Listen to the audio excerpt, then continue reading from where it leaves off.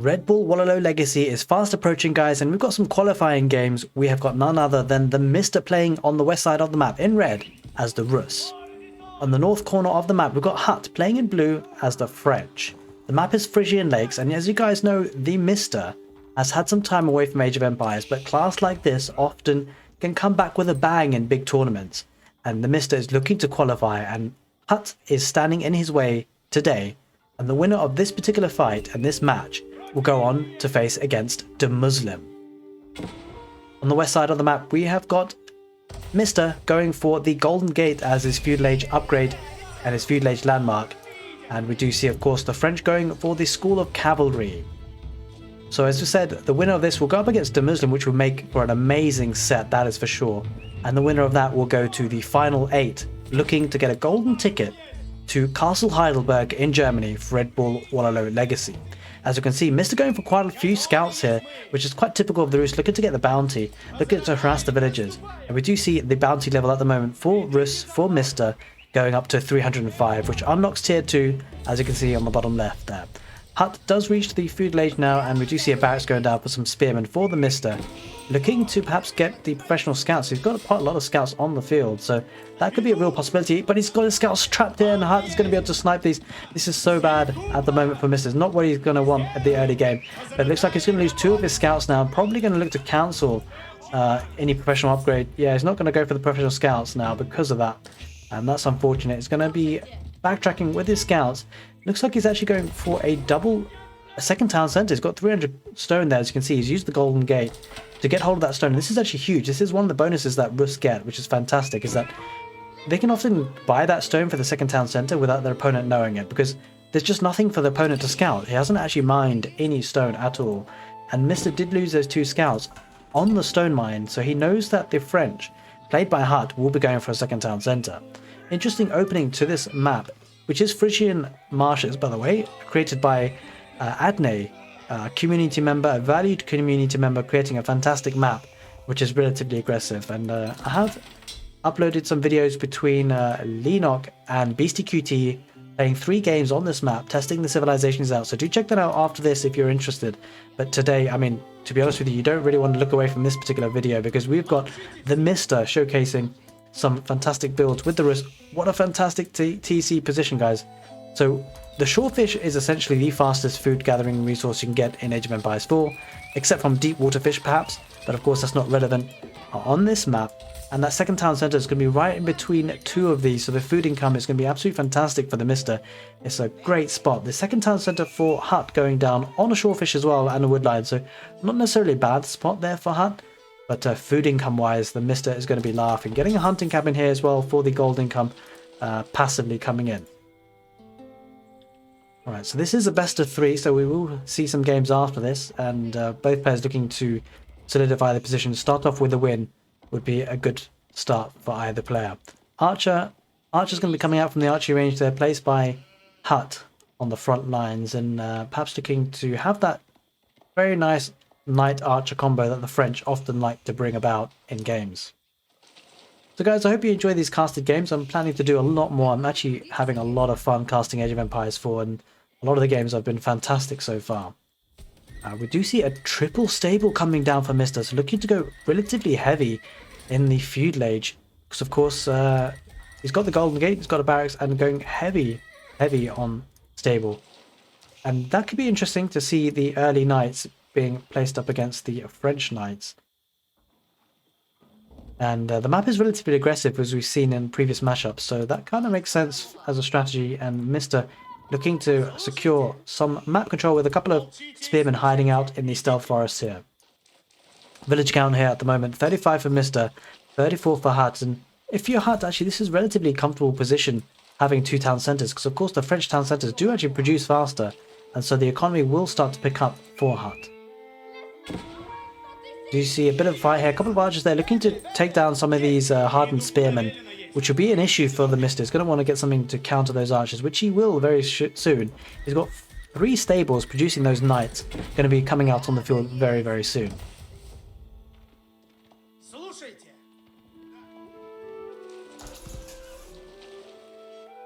Okay, we do see those knights coming out now for the Mista.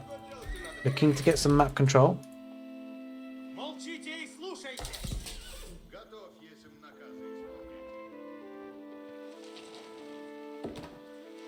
Alright. Pretty calm now at the moment. Both players looking to really up the ante in feudal age. We can see Hart dropping 2 barracks, so he notices that stables are there, and so he's going to look to defend himself relatively well with those units. Of course, actually he doesn't know the stables there. I think he's just kind of assuming here. Go for double barracks, which is an interesting play, not having scouted the stables. He's probably seen some knights perhaps, that's probably what's given it away, but an interesting move here for Hart, considering his scouting pattern at the moment, because he doesn't actually see these stables. It's very, very interesting. I don't know if that's an observer bug or what, but we do see the knights there looking just to snipe the spearmen that were there. And looks like now the Mist is going to move forward on the map with 6 knights there, looking to harass the villagers. As you can see, he's got the scout there. It's going to take a couple of bad hits, though, with the spearmen for the French. And that scout will go... Oh, he just managed to keep it alive, and that's actually really important. Oh, maybe not. Oh, he does, yeah. A bit of back and forth there, and the knights there for the French are going to have to backtrack because there are quite a few knights there. 6 of them for the Mist, looking to pounce down, and we should see chivalry perhaps coming in for the French relatively soon. It is coming in. Just 20 seconds, and those knights will start to heal up again. Okay, knights are backing off, and we do see a barracks going down around the second town centre, looking to defend that position, I suspect. Of course, the knights offer a lot of mobility, and both players have got that mobility now on the field. Looking forward to see what Mista can do. Of course, he's been out of the game for a very long time. We've all missed him, and that's why I'm showcasing this particular matchup. But of course, whoever wins this ends up playing the Muslim, which will be a fantastic match, whoever wins this particular set. We do see quite a lot of spears now for Hut, so he's looking to be on the defensive. The villager's going to go forward to the second shoreline there, but he's going to lose a couple of villagers or two, maybe just 1 or 2. The knight's not really diving in too quickly because of the spearmen there, and Hut is looking to drop a outpost with a mill, looking to make that shoreline a little bit more efficient. But there is a knight there raiding that woodland, which is actually massive for the Mista. Hut hasn't realised it, and Hut might lose some villagers here unless he's careful. He has started to pull them back, but he might lose a second. And this is a very nice raid for the Mista, bringing that knight back. Oh, the villagers have stopped. I think there's no space. I don't know what's happened here, but Hut is actually going to lose some more villagers for free. 2 do go down, and the knight has got good value here. Knights are circling around on the right side for the Mista. Mista putting a lot of pressure with the mobility. Great mobility here, and maneuvering and micro to get away from those spears. He's going to pull these knights back, looking to do damage on another day. And wooden fortress is going down for the Mista to protect the second town centre and this big food economy. He's also got the deer there that's relatively nicely positioned. A hunting cabin there will sort that out very nicely. Okay, village count should be ahead for the Hut unless he's lost too much. He has lost too much. It's 57 for the Mista and only 54 for the Hut. Don't forget that the French should be producing villagers quicker from their 2 town centres. But there is more stables going down for Hut, looking to double down on knights. I suspect he's going to fight fire with fire, and of course Hut having chivalry as a bonus for his knights with good micro will be able to take really effective fights. And the Mista is going to look to try and chase these knights down. He needs to kill the weak ones, doesn't want to let them heal up. And the woodline for Hut is under pressure now. There is a knight there looking to snipe some more villagers. Hut sending villagers out into the wilderness, get taken down, and she dies a quick, swift death. Mista looking to siege down that outpost. Doesn't have arrow slits there, so that will go down. But nice massive army here coming out for Mista with the knights and the spearmen. Hut looking to retreat with his archers. Sorry, his spearmen as well. His hardened spearmen and knights too. So both players fighting fire with fire. And Hut does look to expand here on the right side on the hunt, looking to get plenty of outposts there as well. Arrow slits in this one. The other one's kind of... Well, this one hasn't got arrow slits, but this one has. So has got a lot of protection there, which is quite nice for him for his food economy. And there's going to be a bit of a fight here, charging in. Hut looking to take this fight and engagement. Neither player loses knights, but don't forget, the French knights, as you can see, are healing up very nicely there with the chivalry tech. So the Mista needs to be careful not to take too many of these fights without killing any French knights.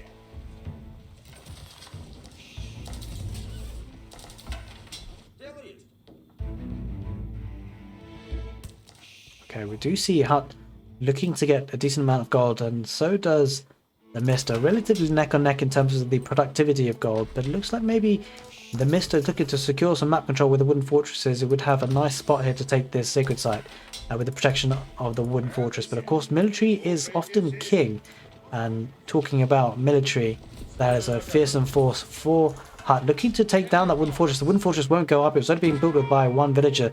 The Mista will look to try and pressure that perhaps. No, he thinks twice about it and starts to back off. He's not keen on taking a fight there. And who could blame him with these kind of numbers for Hut? It looks like Mista's actually splitting his army in two. This is an interesting combination here. Maybe looking to do the little pincer action here.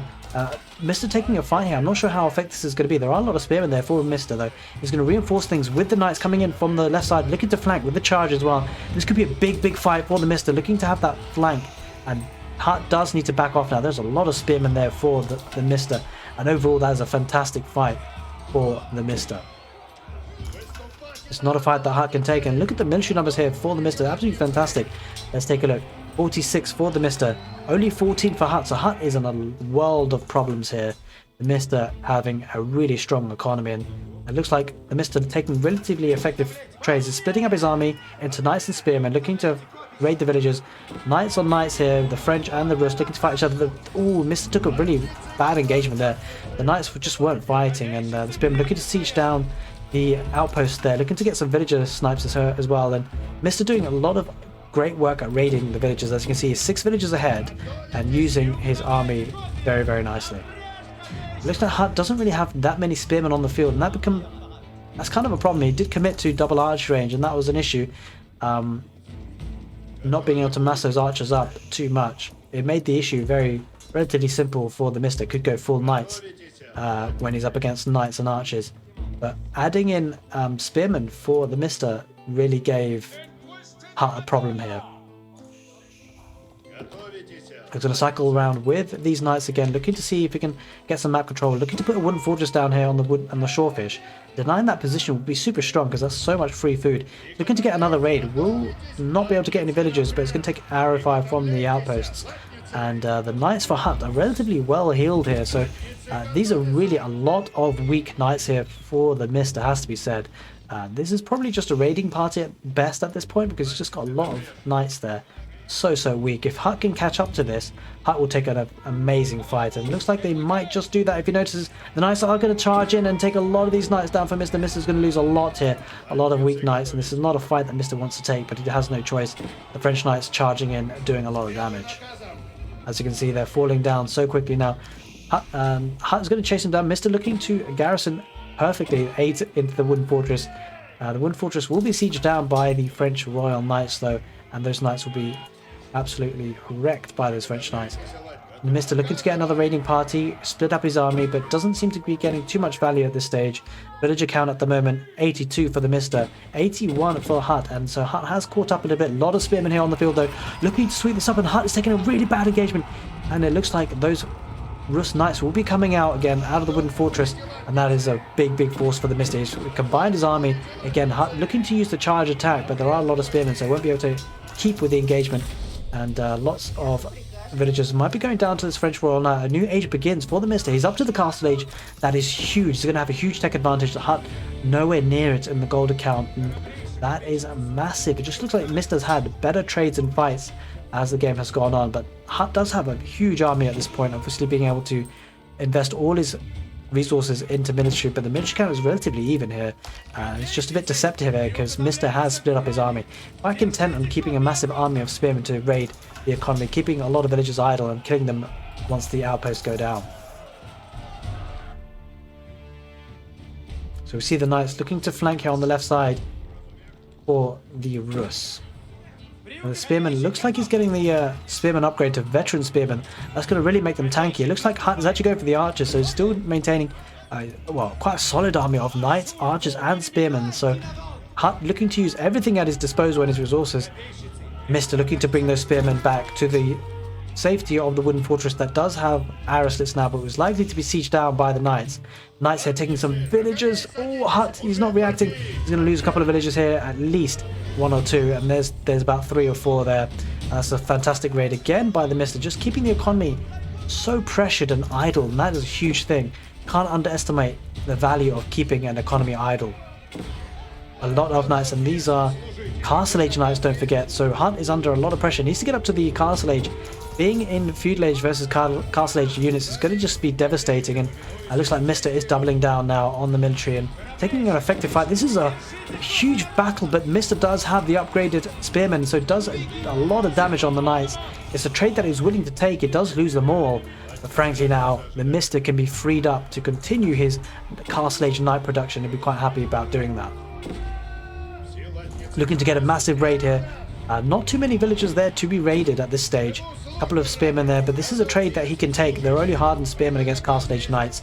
Whilst they are a counter unit, the Rus and Mista very happy just to put some pressure, and you can see just idling the economy, getting a lot of villagers. He's going to get a lot of villagers on the woodline. These villagers are stranded, but the knights are backing off. He's going to take some fights here, and again, another massacre. Massacre here on the berries as well. Food is such an important resource and income for the French, and this is going to be completely denied. The villager count now down to 77 for Hut, 95 for the Mista playing as the Rus, and is looking to double down on this bonus kind of villagers that he has. The economy is really going to be working in his favor. Mista is going to be taken out by the knights that are coming back, but looking to trade out relatively even, and it looks like Mista's switched his attention to elsewhere, looking to raid the economy again with these spearmen. Mista pulling away now, has lost a lot of his military. As you can see, it's only 27 military versus 51.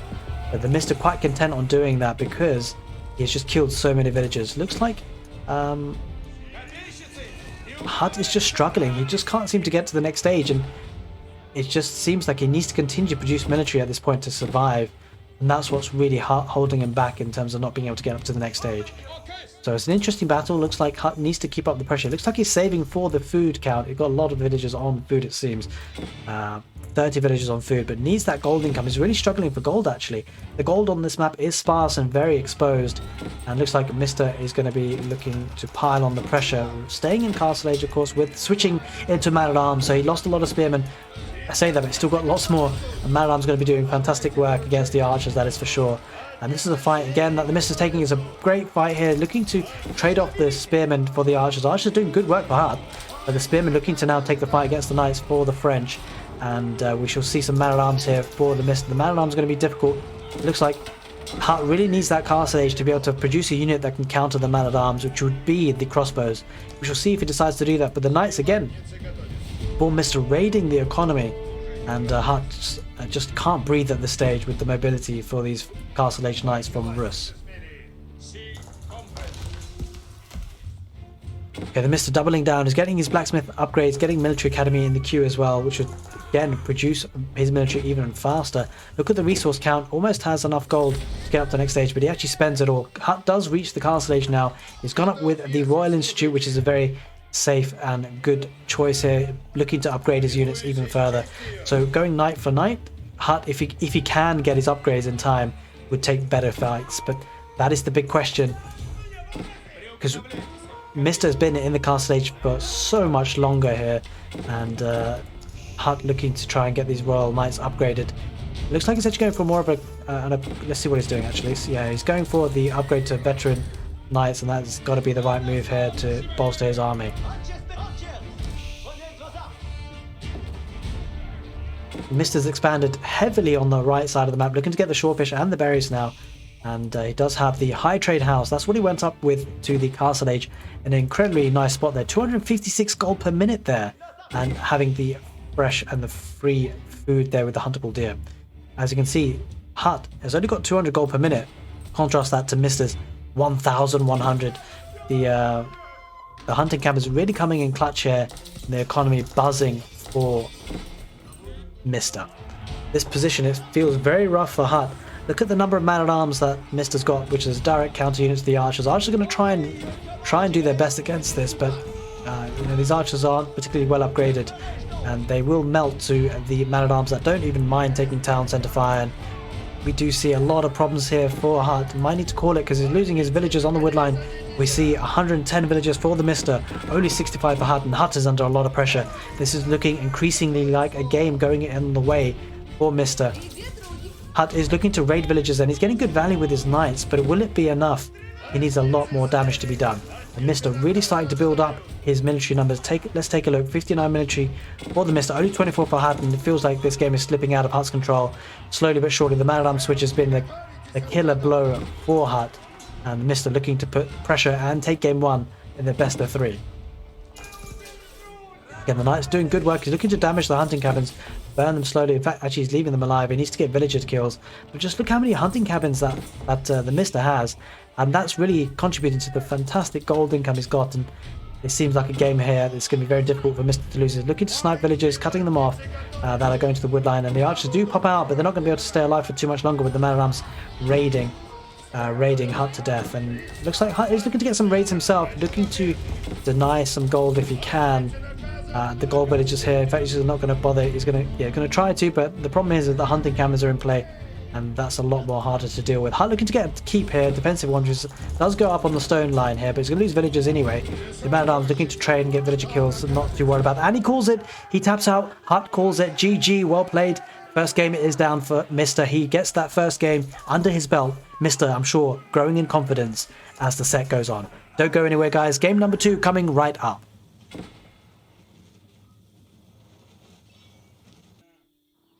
Welcome back, ladies and gentlemen. Game number 2 in this best of 3 between the Mista and Hut.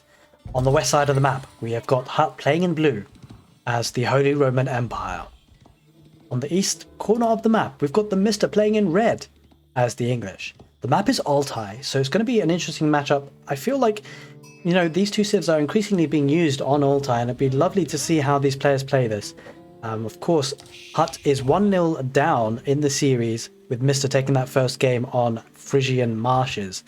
And I'm sure Hut will be looking to pull one back in this best of 3, because the winner of this best of 3 is going to be up against the Muslim for a chance to get to the final 8 for the road to Redbull Wololo Legacy, hosted by ecgtv.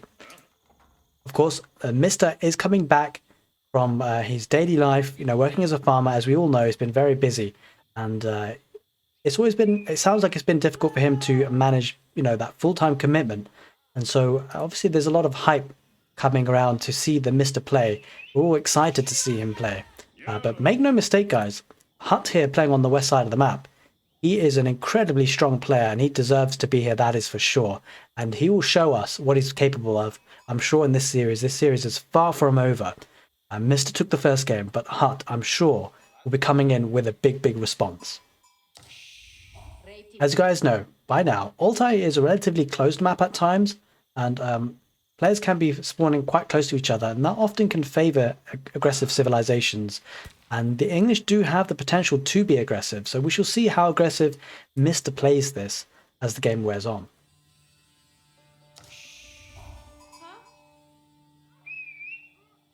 Alrighty, with just 4 villagers on food, it seems, for the Mista. Doesn't look like it's going to be playing this too aggressive, because of course with only 4 villagers on food, that's only going to be enough to maintain the town center production. So an interesting choice of strategy here for the Mista, getting 3 on gold, maybe looking to go for an early wheelbarrow, and that's exactly what he's doing. Going to pop that mill down, look to get the early wheelbarrow, and then get up to the feudal age most likely.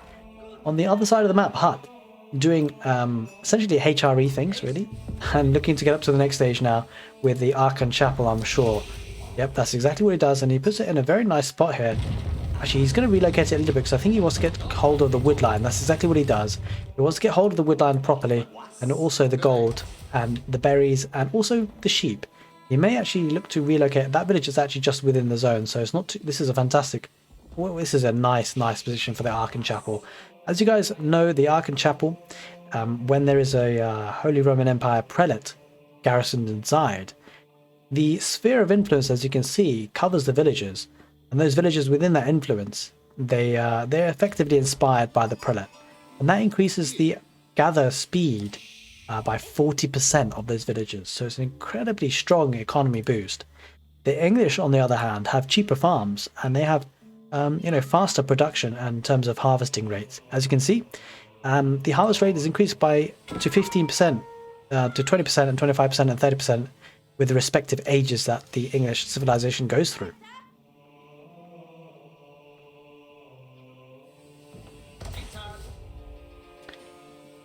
Okay. So things at a quiet point in the game at this moment, but of course a lot of things are happening in the minds of the players. They're looking to think about what to do next in terms of strategy. They're getting their scouting information, and we do see a lot of sheep being brought back by Hut, which is going to be fantastic for his food economy. And one thing that's commonly done by the Holy Roman Empire is a fast castle type of build, but he has only 3 villages on gold, so I'm not sure if he's going to be doing that. We shall see. There's enough time for him, for his build, to get up to that fast castle. The Holy Roman Empire could do it incredibly well.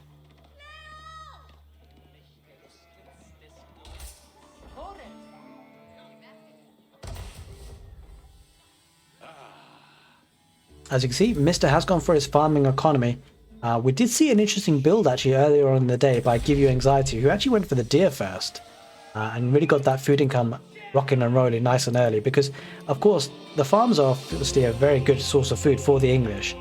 But don't forget, there is a relatively heavy wood investment, cheaper than other civilizations for sure. But it seems like GUA really fancies going for the deer with the free food. I'm sure Mista will grab these anyway, anytime soon. But we do see 2 scouts on the field for the Mista. Didn't really seem to get too many sheep under his belt, has to be said, actually. He didn't really get any sheep, hardly. The sheep are already taken. As you can see, though, the Holy Roman Empire got plenty more sheep, and this is actually looking pretty rough already, just from the free food resource that's available for both players. Hut has definitely got a lot more food, and he's actually pushing in the deer as well. It just feels here that Hut has got such an incredible economy. This is a bit disgusting, actually. It makes me feel a bit sick of how good this is. I think Castle Age could be an incredible timing for Hut if he decides to do that. He'll need to scout his opponent though, because the English can be relatively aggressive, but the English recently have been played a little bit more passively, and not having that fast longbowman rush as they once used to. But the Council Hall is going to be going up, but as you can see, the Mista's not even in the feudal age yet, and is looking relatively far away from it. Hut is in the feudal age and will be looking to possibly even get to the castle age pretty soon. Got a lot of villages on food. As you can see, let's take a look. He's got 15 on food, 6 on gold. He's actually already got enough gold to click up to the next stage, as you can see, and is getting a blacksmith to be able to even get some upgrades before getting up to the castle age. Just needs that food trickle, which he is getting. I mean, there's a lot of villages there, 14 of them on the sheep, and they are inspired as well. There's plenty more sheep to go as well, 13 more. That food income is going to be insane and very sustainable for Hut. It'll be a long time before he needs to make a food transition to farms, and I mean, the game is far from over. It's barely even got started, but I have to say the economy here is looking incredibly strong for Hut. Okay, just as the Mista reaches the feudal age, Hut is actually going to be able to click up to the next stage and get to the castle age. That's pretty insane when you think about it. It'll be interesting to see what landmark it goes for. Does it go for the Regnitz Cathedral? No, it goes for the Burgher Palace. And this is a landmark being seen a lot more in the castle age for the Holy Roman Empire. And who can blame it? Because it acts as a barracks that produces 400 times faster. It's effectively 4 barracks, and that can be hugely powerful as a power spike in the castle age. This will unlock man-at-arms for Hut, and that would be incredibly difficult for the Mista to deal with. Mista will need to get up to the castle age himself, but is relatively far away from it. He's only just got to the feudal age, won't have that huge economy that Hut does. And as you can see, Hut is preparing for it. He's getting marching drills. He's getting iron undermesh. This build order from Hut is fantastically slick and smooth, and Mista's going to have his work cut out for him, that is for sure. I feel like Hut is on a mission. He's feeling maybe a little bit, vengeful after that first game defeat, looking to pile on the pressure with that Burgher Palace. As soon as I get up to the castle age, 8 minutes, guys. He's up to the castle age in 8 minutes with the Holy Roman Empire. And he's going to be producing man-at-arms right off the bat. As you can see, oh my god, he's already got 6 queued up. As if he's producing from 4 barracks, those man-at-arms are going to come out on the field. And what does Mista have in response? He's going to be able to get up to the castle age, but he's going to need to spend some time holding. He needs to get the production buildings down. He needs economy to produce your units when he's in the castle age as well. If there's one thing that the English are good at doing, that is defending and holding. And that's exactly what Mista's going to have to do to stand a chance in this game. As you can see, the prelates are on the field as well for Hut, looking to grab some relics, which will certainly help his gold income. As you can see, a monastery going down to collect those relics and deposit in them. And getting up to the castle age at such a fast time really unlocks that potential, even for the late game. Securing those relics will certainly be helping Hut. As you can see, spending all that food resource getting that man-at-arms rush going. As you can see, they're coming in one by one in a steady line formation, looking to delve deep, looking to protect that relic and even maybe secure the boar location. But I suspect we'll see him push on forward and aggressive, knowing that the Mista is still in the fuselage. As you can see, actually he is looking to take that boar, maybe looking to send some villagers when he can, and it knows that it's safe to do so to get that food. And that boar carcass hoarding 2,000 food there, ripe for the taking. The man-at-arms are looking to be putting some pressure now for Hut. Has the iron undermesh upgrade, looking to get wedge rivets as well, which will certainly is going to help his situation. And this is very interesting by the Mista. He's gone up with the white tower, which is effectively a keep, which will certainly help protect his economy. I suspect he is aware that the man-at-arms are going to be coming in, and that's exactly what's happening. He doesn't go up with the second town centre. He probably is aware of these man-at-arms coming in thick and fast for Hut. Hut doesn't mind too much. He's going to dive in, but he's going to lose a couple of man-at-arms, but he's going to idle his opponent's economy. And I'm sure he's actually relatively happy with doing that.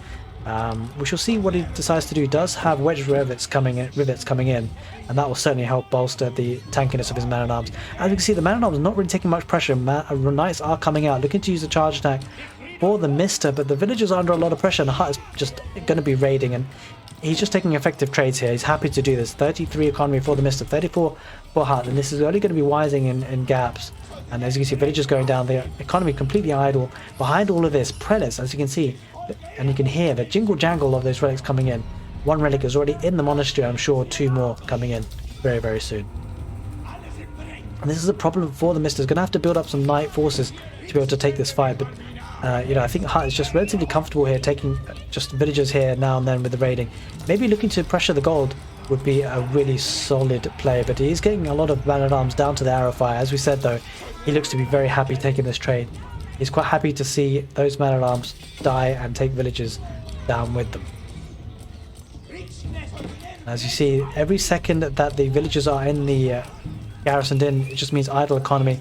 It means Hut can continue to produce his units and build up an economy behind this to sustain his later game play. As you can see, these 2 relics coming in, 3 relics there for the Holy Roman Empire, and that's only going to help his cause. But he does lose his man-at-arms, and now we do have knights on the field for the Mista. So these villagers are relatively exposed actually, so man-at-arms are going to look to need to protect those villagers. I think Mista's going to have a strong raid here unless Hut is careful. Hut has lost his military. He's going to need to protect himself from the raids, the counter raids for the knights, and that's exactly what the Mista does. He just goes straight past the villagers though on the boar, and he looks to now take the fight, and he probably will. But only 3 knights is not going to be enough actually with the number of man-at-arms that are producing here for the Hut.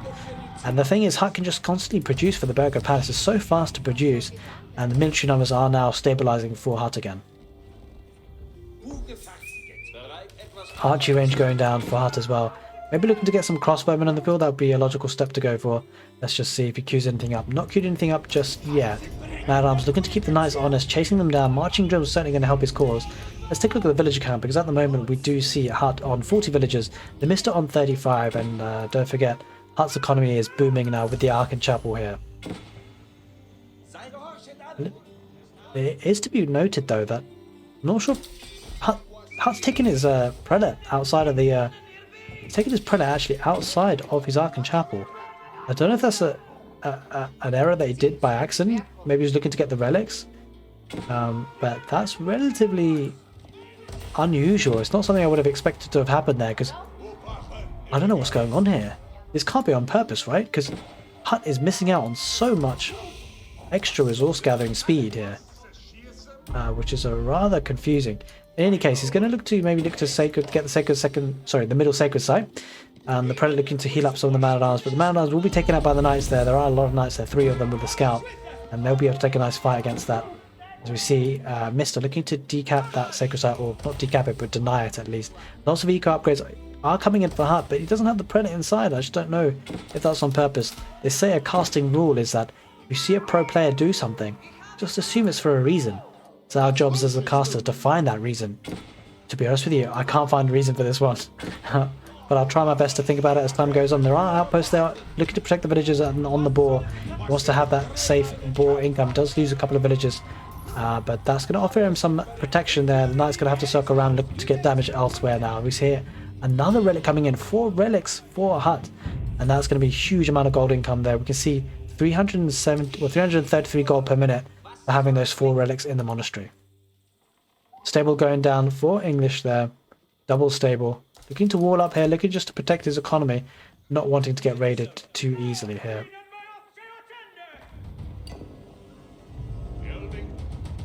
We do see a lot of knights though for the Mista, looking to get some eco damage of his own. 44 villagers for Hut and 40 for the Mista. So the Mista's kind of caught up to a large extent. Hut hasn't been continuing to produce villagers. At least it doesn't seem at the same rate as the Mista, considering the eco damage. And the Mista takes it fantastic. The charge attack just does so much damage against the villagers there. A lot of idle economy now for the Hut. This is a problem. Hut being pushed back. This is definitely a strong pushback for the Mista. And we can see now Mista, that farming economy, really coming into works. Look at that beautiful farming economy for the Mista. Crossbow are on the field though for Hut. He's made a nice transition to that army unit. Crossbows and man-at-arms, food and gold being the needed resources for Hut. Looking to get a market down to rebalance his economy. He's got a lot of gold obviously with those relics.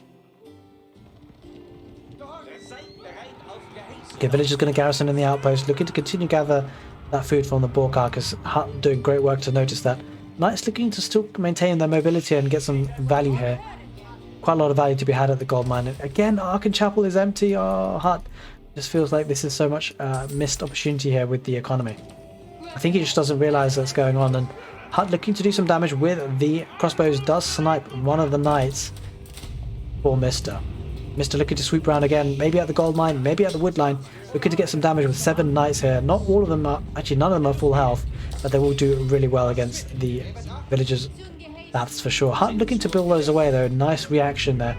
Very nice reaction by Hut.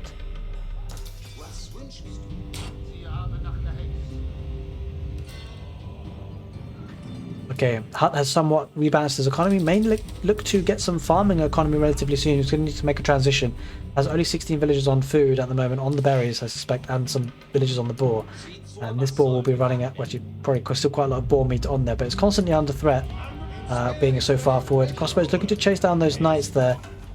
And we do see another force there coming by Mista. Mista, we saw this in the last game.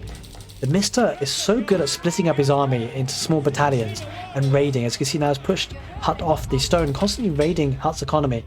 And this is a strong pushback from Mista. Mista was under a lot of pressure in the early game, but now he's fighting back.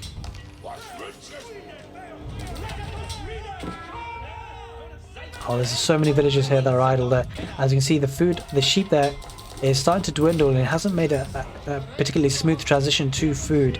It's going to have lots of spearmen in defense, and all of a sudden now, it's actually the Mista who's putting pressure on. Hut is playing defensive with the crossbowmen and spearmen. The mobility is with Hut with the knights, circling around with those knights, looking to see if he can get some damage going the long way around.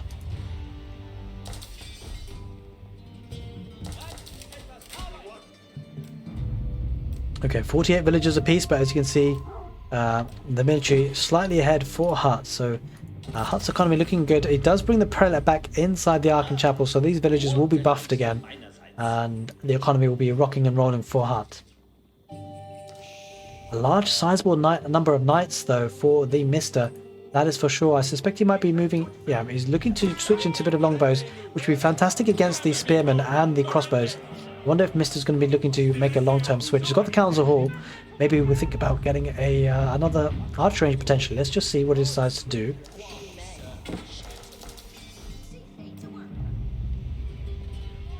Again, knights are going to be looking to circle around. Mista looking to join forces. 2 knights here.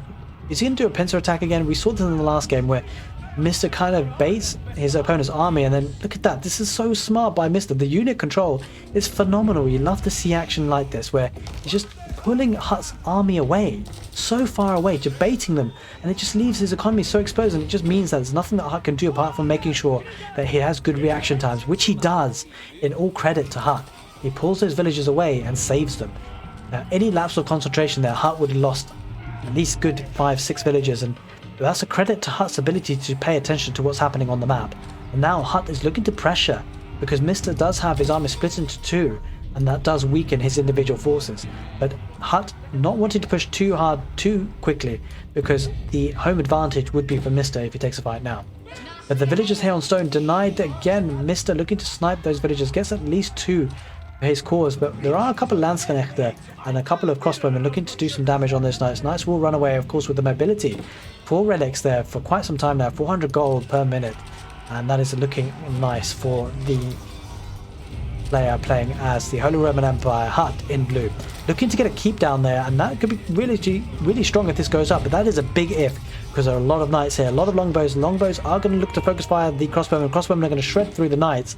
I think the keep will go up, and that would be a really strong foothold for Hut, and that could be a GG moment, because this gold mine is something that the Mista desperately will need. There's not a lot of gold on Altine. In fact, gold income for the Mista is going to be very, very difficult now. Mista actually has still 8 villages on gold. I'm not entirely sure where they are, because actually looks like he's gone over to the left here, and that's his gold income. Needs to go all the way out there into the wilderness. If Hut even spots that for a second, he'll be quick to go on it. Boiling oil coming in for Hut, looking to secure that map control very, very nicely for himself. Mista does have enough stone for a keep. It might be a nice position to put a keep here and maybe stonewall this edge here to keep control of those 2 gold veins, because gold looks like it's going to be a problem for both players on this map if it's contested. Looks like the map control. This keep is a very nice position for Hut. It really saves these gold veins behind him. There's 8,000 gold in this massive gold vein, and he could even look to try and deny by going to this gold vein here with some villagers to soak up some of that gold. Knight circling around. He's going to get some villagers picked here. Oh, there's no attack move from this. He's going to miss it. Oh, he notices it now. And there will be a now. At least a good 6 dead villagers here. Those villagers probably won't come back in time. But there is an army being sent back for Hut to look to counter this and push back the knights. The keep there is still putting some pressure, looking to protect the villagers on the wood line. And the villagers there have been spotted by Hut. This is fantastic play by Hut. He notices that he has to consider where is Mista getting gold from, and there's only one logical explanation. It is here on the left side of the map, and he sends a small group of man-at-arms there looking to do some damage. He pushes the Mista off of gold, and there are literally no villagers on gold apart from these 7, and these 7 brave villagers are going to brave it out again. The Mista looking to bring his army to support them. Mista looking to raid with 3 knights here on the wood line as well, maybe able to look to do some damage. Let's take a look at the villager count, because that will tell a story. 56 villagers for the Mista, 52 for Hut. So Mista actually still ahead on economy wise, but it is military that wins games. A second keep going down by Hut, and this is looking to be very precarious for the Mista. He does get a trebuchet on the field, of course being produced by the White Tower. A market being put down by the Mista, looking to rebalance the economy. A couple of knights here going to be taken. In fact, the knights should win this and continue to do some damage. That is if the knights actually target the units. Actually, this knight fighting bravely, the other 2 just deciding to go for the house. Now they do fight in the action, they have no choice. It's either slay or be slain. Now, 16 villagers do go out there on the left side for the Mista, looking to get that gold income. He's desperate for it because now there's a really strong push here. 2 keeps with the trebuchets in the background for Hut. And villagers there on hand to replace to repair the keep. And he calls it GG. Mista calls it. He taps out. Hut pulls one back. 1-1, guys. This series is heating up. The winner of this series goes on to play the Muslim. Will it be Hut? Will it be the Mista? Stick around. Stay tuned to find out.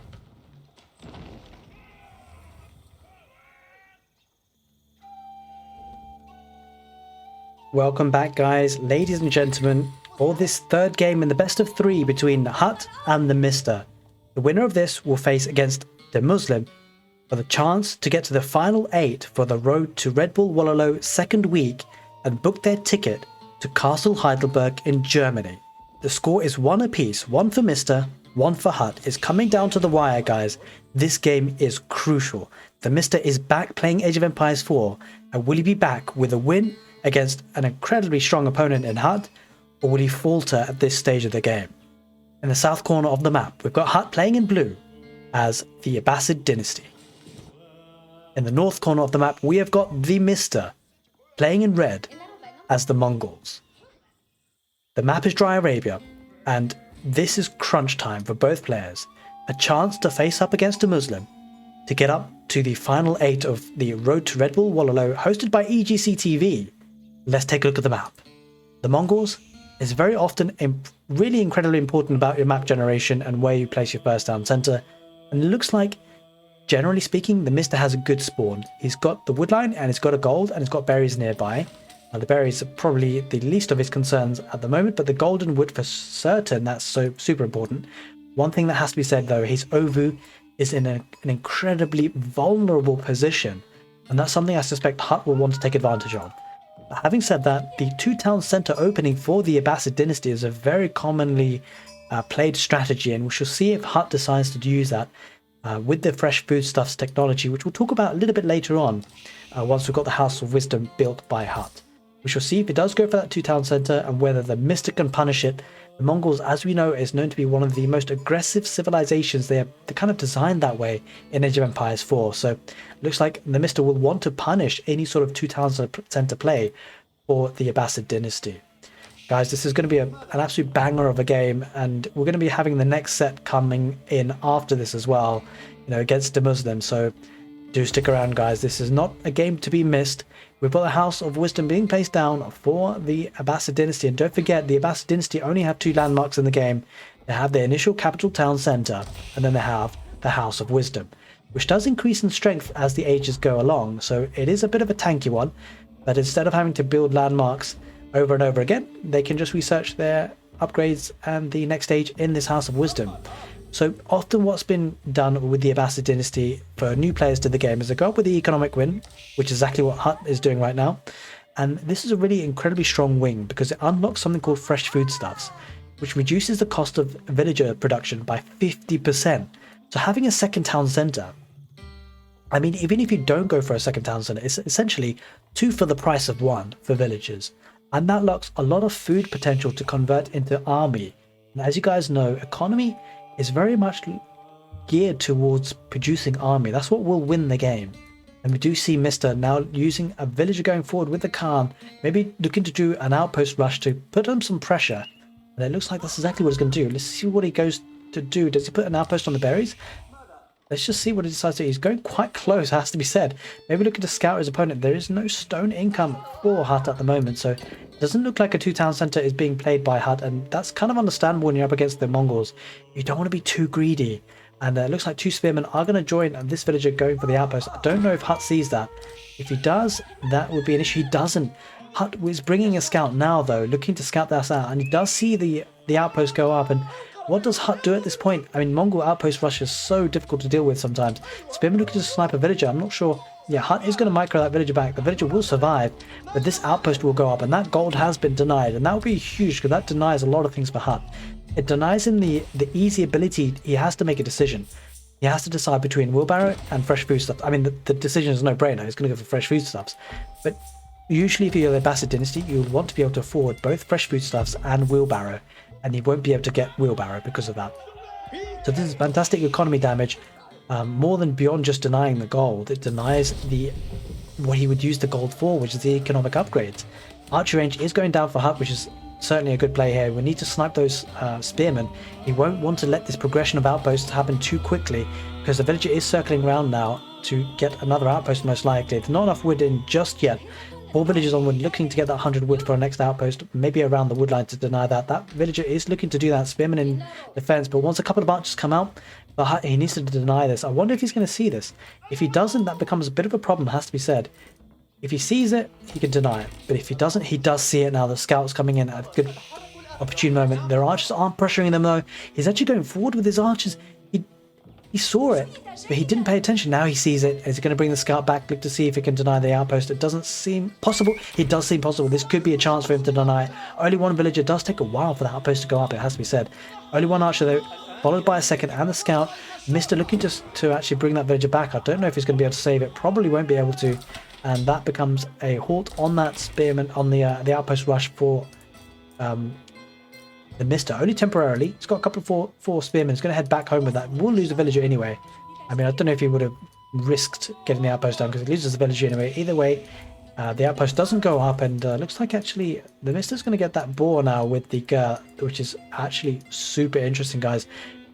I can't remember the last time I've seen the Mongols go for the boar, but this makes total sense because it's got map control, right? There's nothing to stop him doing this, and so he's going to get the fastest food resource income on Dry Arabia under his belt. And a couple of archers there On the field though for Hut. Hut being relatively defensive, all things considered, because there are only spearmen on the field, but there are some early horsemen though actually for Mongols now. And Mr. looking possibly to save up for the Feud Age, still in the Dark Age. Yep, he has actually placed the landmark down, building the Deer Stones, which is a nice landmark, which is when it's set up, Deer Stones provide the Yam Speed Aura. Upon completion, instantly grants the Yam network technology. That's something that can be useful for the Mongols with their outposts. The units under the influence of the outposts, they can have that increased speed of mobility. Looks like Hut is going quite heavy on the stone now, looking to get that second town centre. He's only got 50 in his coffers though, so going to need to get some more, that's for sure. Fresh foodstuffs has come into play, so those cheaper villagers will be quite nice for him. He probably doesn't need that. Yeah, he's only got 6 villagers on food. That's all he needs at this stage, really. He's going to continue to produce army. He's even mixed in, spearman production as well. The cheap villagers being very, very nice for Hut, but that could be being offset here by the villagers having access to the boar here for the Mongols player. Mongols, played by Mista, does get up to the feudal age now. He's going to look to probably drop down some production buildings. In fact, he's already got them. He's got a stable and a blacksmith. It'd be interesting to see if he goes for a fast castle behind this. It does have a lot of villagers on gold. I suspect that's what Mista is doing. It looks like to have the economy balanced for that, looking to pressure the double town centre, which I suspect he knows is going to happen by now.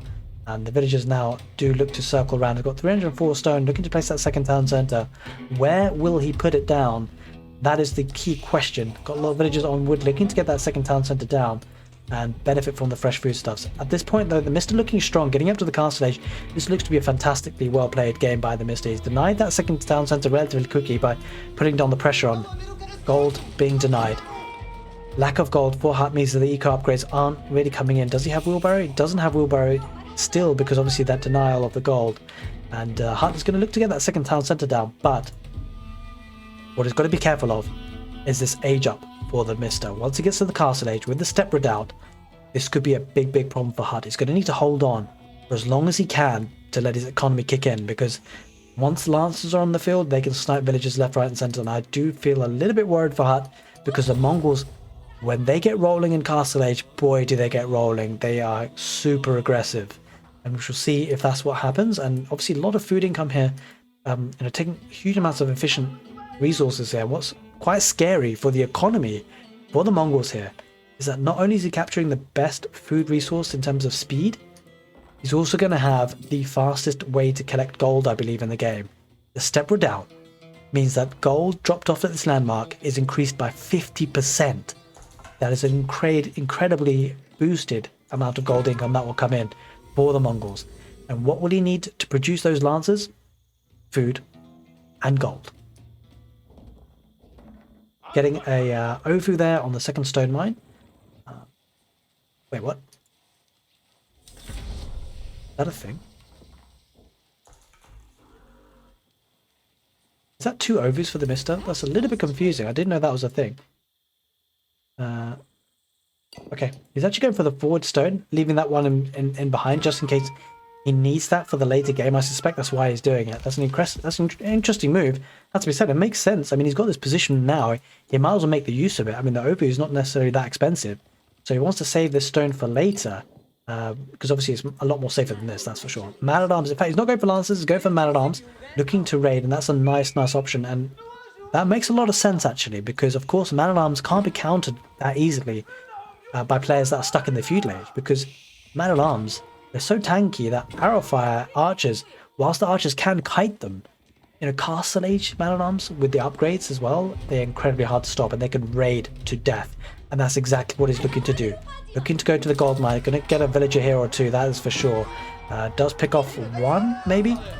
One goes... Oh no! Wow, okay, that's one thing in Age of Empires. As you can see, when they turn directions, often they're boosted in speed. There's no real reason why that villager should have survived, but she does. She had an incredible boost, an injection of speed to get away from the ensuing mass of man-at-arms. The second town centre goes down on the left here, near the berry patch, which makes sense because obviously the Abbasid dynasty get a bit of a boost with the berry patches. As you can see, 350 out of 250 food because of the mill, and that really helps the food quantity for the Abbasid dynasty. But the Mista looking to put pressure in here, he doesn't mind at all. He's going to look to siege down this outpost with 5 garrison villages. He doesn't mind at all. As you can see, the villages there can really tank a lot of damage. It's getting iron undermesh as well, which is going to make them even tankier. And this is looking promising for the Mista. Up in the next stage with the castle age, has that tech advantage. Looks like Hutt is looking to get up to the castle age himself.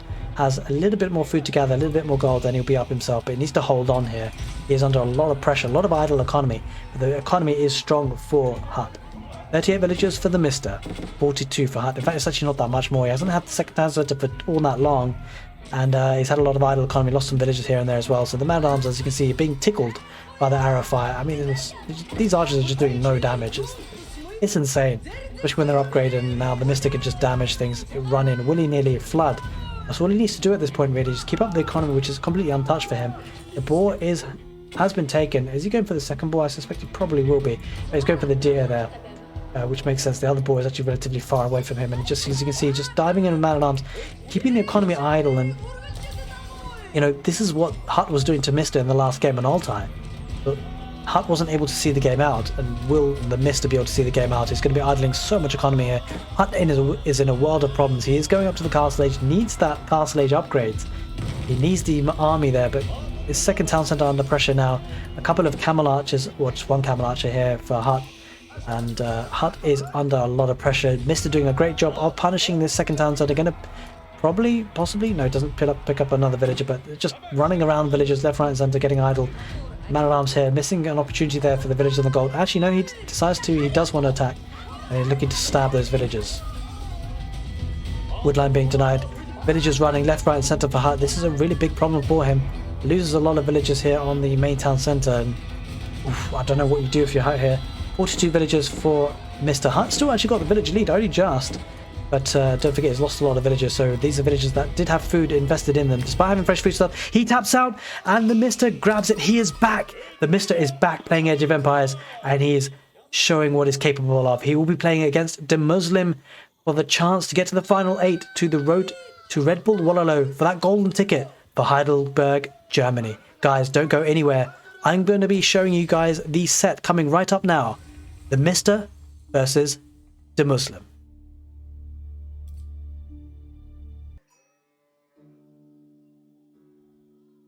He has made it, guys. The Mista has made it to this match between the Muslim and the Mista. The map is Frisian Marshes rather. And in the north corner of the map, we've got the Muslim representing Team Liquid in blue as the Holy Roman Empire. On the east corner of the map, we have got the Mista, none other than the Mista, playing in red as the Rus. So it should be an interesting matchup. We saw the Mista pick the Rus against Hutt in the last game, but we do see a different proposition in the Muslim playing as the Holy Roman Empire. A civilization with an incredible economy focus and bonus with the Prelate, which actually boosts the villagers' gather speed by 40%, which is absolutely huge. As we can see, this villagers got a golden hue around them, being inspired, and this is a huge test for the Mista. Guys, as you know, the Mista's been out of action in terms of Age of Empires for quite a while now, and so this is a huge test. If the Mista can defeat someone like the Muslim in this stage of the tournament, that will be speaking volumes, and a huge statement that will be for the Mista. Okay, as you guys know, Frisian Marshes is a very interesting map developed by Adne, a member of the community, and we have a lot of shorefish on this map, as you can see. A lot of wolves as well, which is often why Rus is picked quite heavily. As you can see, so many wolves here, so many sheep, and looks like the Muslim looking to deny a lot of sheep here. There's actually 3, and deny the wolves as well. The Muslim going to pick up this wolf as well, and that's actually going to be rather painful for the Rus, because the Rus wants that bounty, and the Muslim doing a fantastic job of denying that right now. There is a bounty machine here, and the scout taking a lot of bounty with the deer, but yeah, I mean, 250 has been breached for the Mista, so that's generally what you want to achieve, at least tier 2. But it seems like tier 3 can be a distinct possibility on a map like Frisian Marshes if you can get your scouts in the right spots. There's just so many wolves here. It's incredible. So, yep. a decent number of sheep coming in for Holy Roman Empire, and that would be a problem for Mista. He wants to address the Arkan Chapel going up now, which is going to work quite nicely for the Muslim. Looking to get the wood villagers involved, looking to get the sheep villagers involved, maybe some of the villagers on berries if the mill's placed there on their way back. The gold, unfortunately, is a little bit out of range, but you can't have it all. So the player here playing in the north corner of the map, the Muslim, as the HRE, looking to boost the wood and food economy with the Arkan Chapel. As you can see, oh, the scouts, I'm not sure who got that in the end. I think it might have been the Rus, but I'm not entirely sure. 3 scouts on the field for the Mista, getting a decent amount of bounty there. 315, looks a little bit far off that 500. Going up with the Golden Gate, arguably one of the best landmarks in Feudal Age in Age of Empires 4. I'm sure a lot of people have some opinions about that, but looks like Mista should be able to get another wolf in the kitty. 25 bounty there, slowly making his way to that tier 3. I'm sure he'd hope for that. We saw in the last game that the Mista played, he had a lot of gold income for the hunting cabins. He was spamming them around the because there's actually a lot of little wood pockets that the Mista can use with those hunting cabins to get a very nice, healthy, passive gold generation.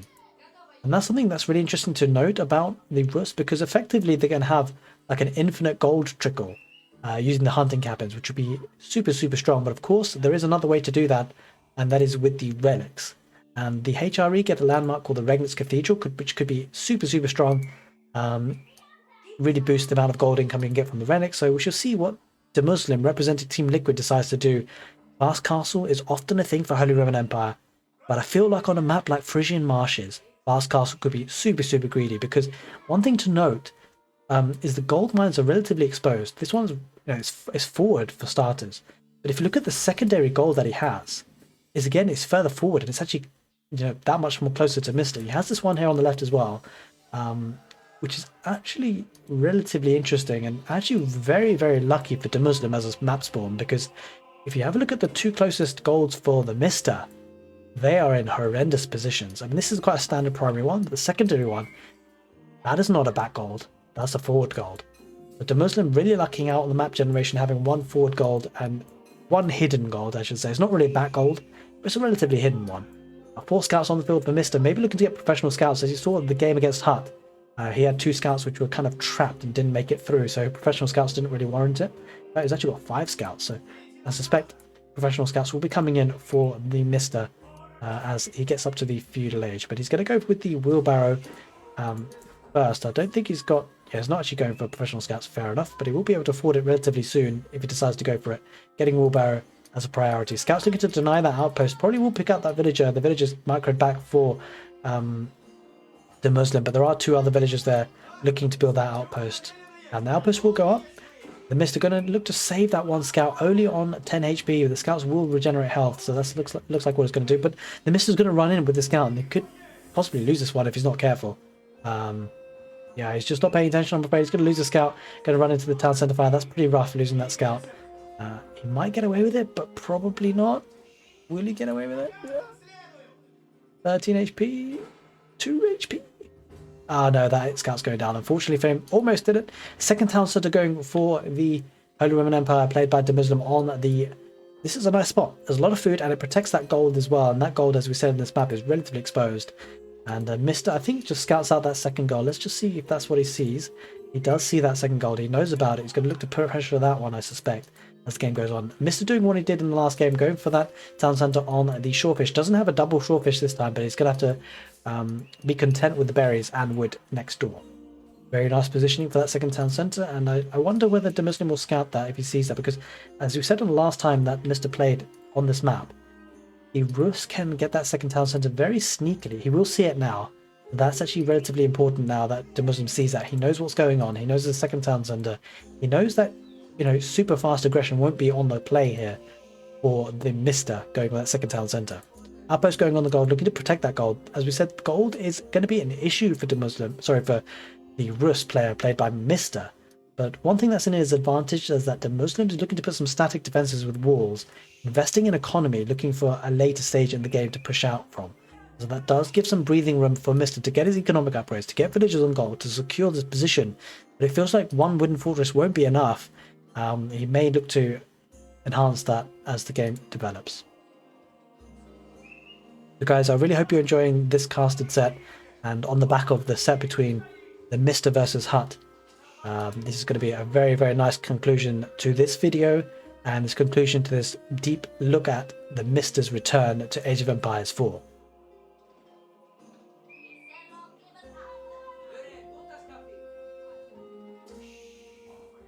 Okay, doesn't look like Mista actually invested in professional scouts. In fact, it kind of makes sense because we were talking about it earlier. The shorefish is really the food that you really want on this map. But with a lot of scouts on the field, the Mista might want to get that later on, just bring those deer carcasses a little bit closer to the town centre, but that's probably if the game gets dragged out, which it may or may not, which we'll see. This is a best of 3. The Mista looking to get up to the castle age. He is actually on the way. And that is incredibly nice, and it's actually the Holy Roman Empire that's looking to put some pressure in the feudal age. The double barracks for the Muslim, he will be going up to the next stage anyway relatively soon. He's got enough food for it already now, and placing the landmark to get up to the next stage. Let's just see what the Mista goes up with. Is going to go for the Abbey of the Trinity, which acts as a monastery and produces warrior monks at half the cost and contains unique religious technologies. The Muslim going to be going up with the Regnitz Cathedral, so he's going to be looking for a macro approach as well, looking to get hold of those relics. As we said before, the Regnitz Cathedral produces 200% extra gold per minute, but it only holds 2 relics. But still, that's a lot of gold income. That's 400 gold per minute from just 2 relics. And one thing that should be noted is that the Muslim does have a couple of relics really in his favour. Actually, I have to say, one thing about this map is it's relatively evenly spawned for the relics. Actually, very evenly spawned. The only thing is this gold, that's a little bit rough if you're on Mista's camp. Okay, going up to the castle age. Looks like Mista will get there first, but the Muslim will be shortly following him. Scout will be going down to the Spearman there for Mista. A little bit sloppy by his own standards, which are very, very high, of course. Villager count, let's take a look. Should be relatively even. 40 for the Muslim, 44 for the Mista.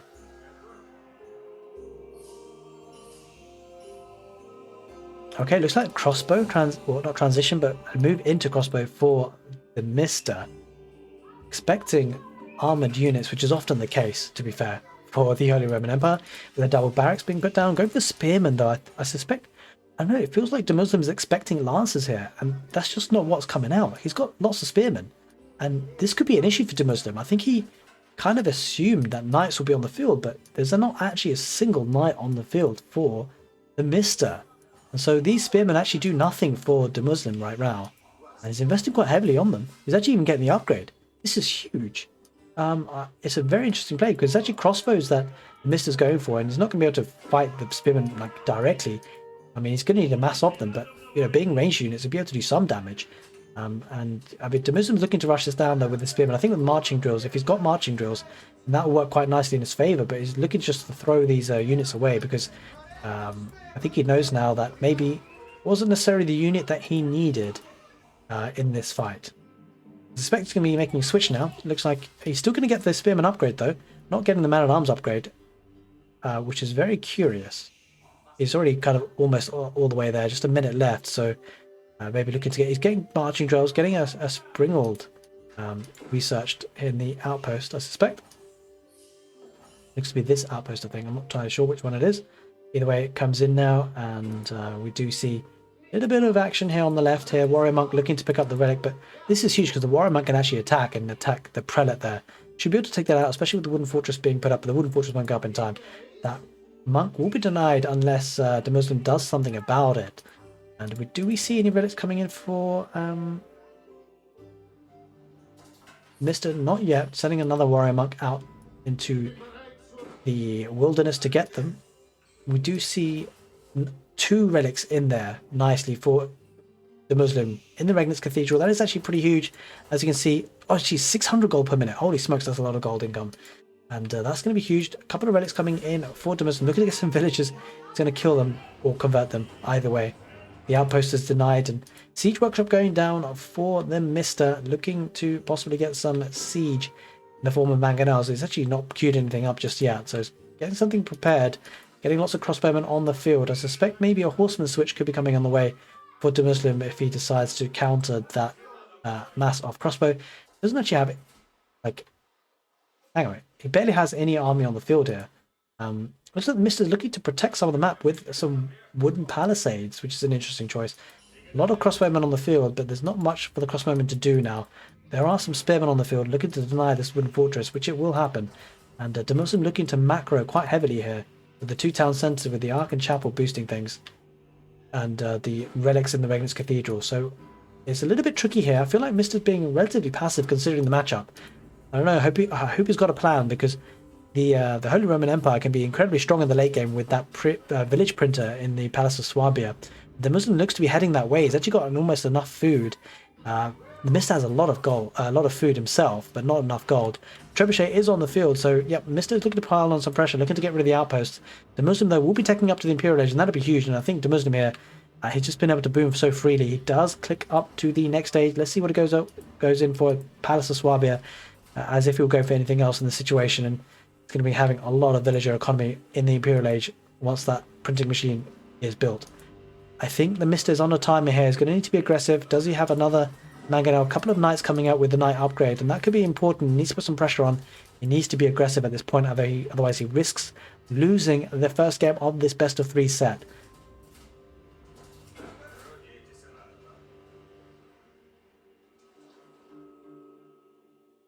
Okay, that outpost does go down with the trebuchet. Massive line of the crossbowmen there. I hope that the Muslim... Well, I'm sorry, I hope that Mista does get a couple of more trebuchets, because he's going to need a lot more siege on the map. Especially with the Muslim now in Imperial Age, I'm sure Mista knows he's on a timer. He needs to be aggressive, needs to be pushing forward, and he looks like he's going to be starting to with that trebuchet moving forward, protected by the crossbow and a couple of knights coming out on the field.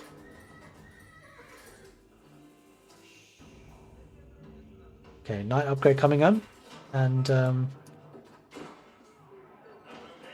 alright, so looking to trebuchet that outpost, but I suspect the Muslim will be prepping an army now at this point. He's looking, let's see what he's going for. He's going for, we don't know yet. He's just going for army. So villagers. He's just printing those villagers, looking to the economy, getting forestry of all things. 73 villagers for the Mista, 74 for the Muslim, so really rapidly catching up. And the Mista, I don't know if he's expanded or something, because he's got a lot of hunting cameras on the field. That's actually going to be something really nice for him. Looking to get the sacred sites himself as well. And the gold income should be relatively good for the Mista, considering the hunting cam is 740 gold per minute, roughly. But to Muslim, though, we see a 1,000 gold per minute. That is a huge difference. A relic being put on the outpost, which is actually really boost it. As you can see, it offers, I mean, having the fact that you've got a relic in there is super strong. The armor is increased by 50%, damage increased by 35%, sight range increased by 25%, weapon range increased by 20%.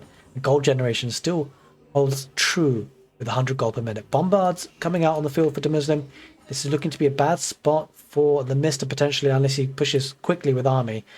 Just looks to be struggling to make that killer push. The trebuchets are coming in slowly in behind. 2 of them. This one seems to be left at home. Seems to be lost in what to do. And looks like the Mista looking to push in from the south, perhaps. Looking to go from a different angle of attack. And looking to wall in the expansion possibility for the Muslim. Let's just see how the Mista plays this well now. There's still a lot of time in this game. But it has to be said, the Muslim really building up the economy now. 81 villagers for Mista, 91 for the Muslim. I mean, it does come to a point where that added economy, because Mista already has quite a lot of villagers, it's not going to be the massive advantage that the Muslim will have, but it's going to be a significant one. It looks like now the Mista is aging up to the Imperial Age, looking to match the technology spike that you get in the Imperial Age. Let's just see what it's going to go for. Probably the high armory, I would have thought, but let's just double check. He might be going for the keep to offer him some map control. I don't quite see where that landmark is going just yet. We need to keep an eye out. It's actually going to go, yeah, for the high armory, relatively defensive. He's got a lot of map control, has to be said, Mista. So he's got a lot of resources to play around with. I like what he's doing, because if the Muslim does push out, he's going to have to push out relatively slowly, although taking out that villager means that those walls will not go up anytime soon, and that bombard will be wrecking things on the way. As you can see, hunting cam is still going down, so that passive gold income is going to be very nice for the Mista. 1,000 gold per minute at the moment with 13 villagers mining. 1,000 and 100 by the Muslim, and there's no villagers mining gold. That is pretty impressive for the Holy Roman Empire. Something we expected, but the Mista doing a pretty good job of staying in touch with things. Maybe looking to get a lot of cavalry on the field. Of course, the Rus actually have the strongest cavalry knights in terms of full late game upgrades when you include things like Boyar's Fortitude. We shall see if he gets there, because he's only got to the Imperial Age now. That gave the Holy Roman Empire a massive tech advantage, like in terms of advantage time, getting those technologies in, researched. Because now there are 2 bombards on the field. Crossbows looking to do some damage. Mista looking to pressure now. Doesn't want to back off. Doesn't want to just hold on and let the Muslim boom away, because the booming is massive here. 89 villagers for the Mista, 108 for the Muslim. And the Muslim is under pressure though. A lot of villagers idled here by the crossbowmen. So this is a nice play. Horsemen are on the field though. The crossbowmen are putting a lot of damage here, considering they're not going to be able to counter too much of what the Muslim's making. The Muslim's going straight for the horseman unit, keeping that gold income for a rainy day. And the Mista looking to pull back here to a safe retreat. Has 1 sacred site, remember. It's a bit unusual. I'm a bit surprised that Mista hasn't gone for the 2nd sacred site to at least activate the timer, make the Muslim push out rather than being comfortably sat in his base. Looking to protect the 2 trebuchets behind the wooden fortress. Arrow slits is not in there, but there is a springald emplacement, I believe, and that will certainly help situation against the horsemen. The horsemen looking to take a lot of effective fights here. They're running into the crossbows. Horsemen will be going down. There are spearmen there as well. So this is a big fight for the Muslim. Looking to push this back. I think he will push this back. Mista under a lot of pressure. Doesn't have that much in the way of army coming out. A couple of springalds, a couple of knights there, which are pretty tanky at this stage with being upgraded to knight. But he will want to get these to elite knight. Let's just see if that's in the queue. It's not in the queue. It's actually transitioning into Streltsy. 1 trebuchet does go down. The other's going to go down surely as well. Although the trebuchet is being repaired by villagers, so that's a nice touch by the Mista. Be able to keep this alive, I suspect. There is a bombard on the field there, so those bombards will take at the trebuchet, I suspect, relatively soon. The trebuchet actually moves out of the line of fire, and that's actually impressive. Impressive to keep that alive. The springal does get shot at by the bombards. The Muslim looking to retreat, doesn't want to lose the bombards. Not taking out the springal though. Springal could be is relatively low in HP. Outposts are going up for the Muslim, offering a lot of map control. And Outpost versus Wooden Fortress. Outpost looks to be winning here for the Holy Roman Empire. Okay, the village count is going to be relatively drastic difference for the Muslim, obviously being on the Palace of Swabia. But something that has to be bore in mind is that something I think the Mista's done incredibly well in this match. He's denying gold, effectively, because there's this gold vein.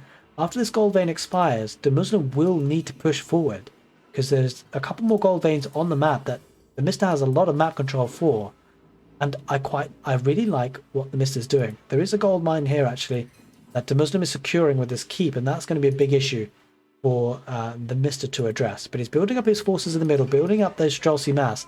What has to be said though, guys, whilst the Holy Roman Empire can mass up the economy into the late game with the Palace of Swabia, the Rus as a late game civilization are incredibly strong when they mass up a group of Streltsy, which can just have a slow but methodical push with trebuchets and siege behind it. The Streltsy can be an incredible force to deal with. What has to be said though is the economy is relatively open for the Mista, but it is nicely spread out, so that has to be factored in. That even if the Muslim looks to raid, well, the spread out nature for Mista of his economy means that the raiding will be just a little bit harder to do. Having said that, there's a lot of villagers here on this wood line that's relatively exposed. 30 villagers there. Could be open to horseman raiding, which is a lot of what the Muslim has. Has the elite horseman upgrade, has the Landsknechte, the man-at-arms, 3 bombards, really massing up now. This looks to be a problem for the Mista relatively soon, unless he addresses this. He does have Streltsy on the field, but he's going to need a lot more to deal with what's coming his way very soon, and that is right now. The Muslim is pushing forward with his army. Mista doesn't seem to be ready just yet with his army. He needs to group them up. It looks like he's going to retreat just yet, going to buy it up some time, keep his army behind. Doesn't want to take a fight unless he really has to. The Streltsy aren't the most maneuverable units in terms of speed. The maneuverability will be in the Muslim's favour. Looking just to poke and prod to see what he can find. It looks like Streltsy are coming out, as you can see there in the queue for Mista. Quite a few springalds are there as well. Maybe looking to snipe those bombards. I'm surprised he hasn't gone for that second sacred site. Maybe doesn't want to force the issue, doesn't want the Muslim to push forward. The trebuchet will go down to the horsemen, and this is an issue, as we said before. The raiding could be coming in. That wooden fortress will go down if the Muslim looks to siege it. In fact, he just completely ignores it, which is A logical thing to do here. Garrisoned villagers won't be enough here in the town centre. And the horseman could even just go for just a landmark snipe, which is something you associate more with the Mista than the Muslim. The villagers on the woodline looking to be sniped by those horsemen. As you can see, the raiding is going to start to ensue. This could be a problem for the Mista. As you can see, the aggression is coming from the Muslim, and that could be a huge problem for the Mista because army is split into two.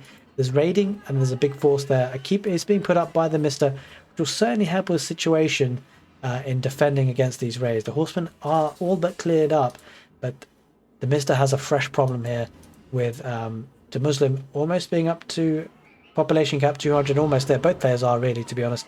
The village count has now relatively evened up, and so this is where it comes down to the kind of sheer metal and army composition choices. The Strelts are going to be looking to defend this town centre, but the town centre will inevitably go down to 3 bombards, which can't be taken out in time. The Streltsy looking to take down a lot of the Lance Connector, but the Lance Connector are going to do a lot of work against the hand cannoneers, or the Streltsy rather, in the situation. There are lots of knights there, but I'm not sure it's going to be enough, and this could be a problem for the Mista. Let's take a look. The Mista is struggling at this point. It does have a lot more military though on the field though, which is kind of surprising. His military was relatively hidden. Mista has hidden his army. In fact, he cleans this up. The Streltsy do a fantastic job. It's such a fantastic gunpowder unit. This trebuchet will be taken down, looking to try and snipe some of the static defenses there for the Muslim. And the Mista, actually, that fight, I completely misread it. The Mista comfortably won that, which is relatively surprising. I thought that was a strong push by the Muslim. And Mista now looking to push forward. This could be a big fight coming relatively soon because military numbers are really high here for the Mista. 57 for the Muslim, 76 for the Mista. And I have to say that the army here for the Mista is a lot stronger here. You've got Streltsy and Knights versus Horsemen. The Muslim just not spending his gold. He's got 1,000 gold in the kitty. This is kind of awkward. And the Streltsy in the back line there being shielded off by the Knights. The Knights will get shredded though by the Lance Connector.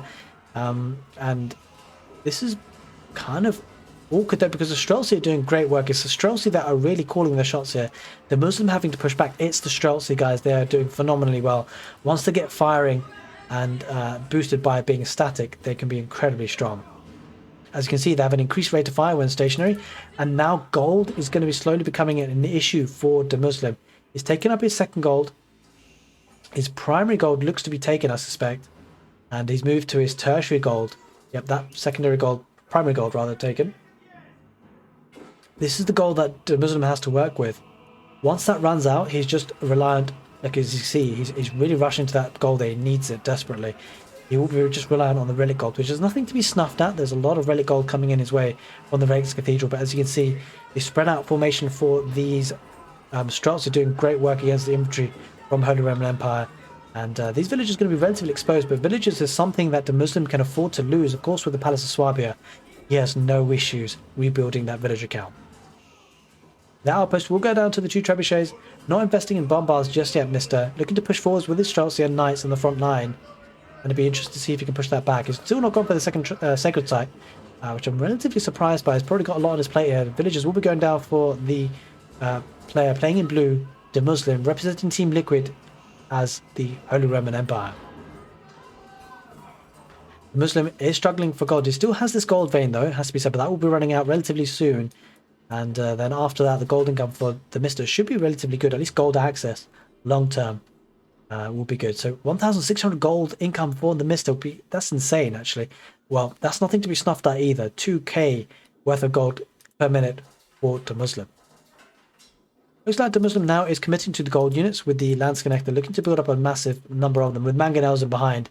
The mangonels could be a huge problem for the Mista. He has got his units in spread formation, which certainly help things. He's got a couple of springhorns, which he'll certainly want to use. Bombards coming out on the field as well. You can see 2 of them on the field. I'm not entirely sure where they are, but I'm sure they'll be working their way to the front line, looking to put some pressure on the Muslim. And this could be a really strong push. So we've got Knights, Streltsy, and Siege in the form of trebuchets. Man-at-Arms Lance Connector being put out on the field for the Muslim. As you can see, this gold mine is going to be over soon. 800 left.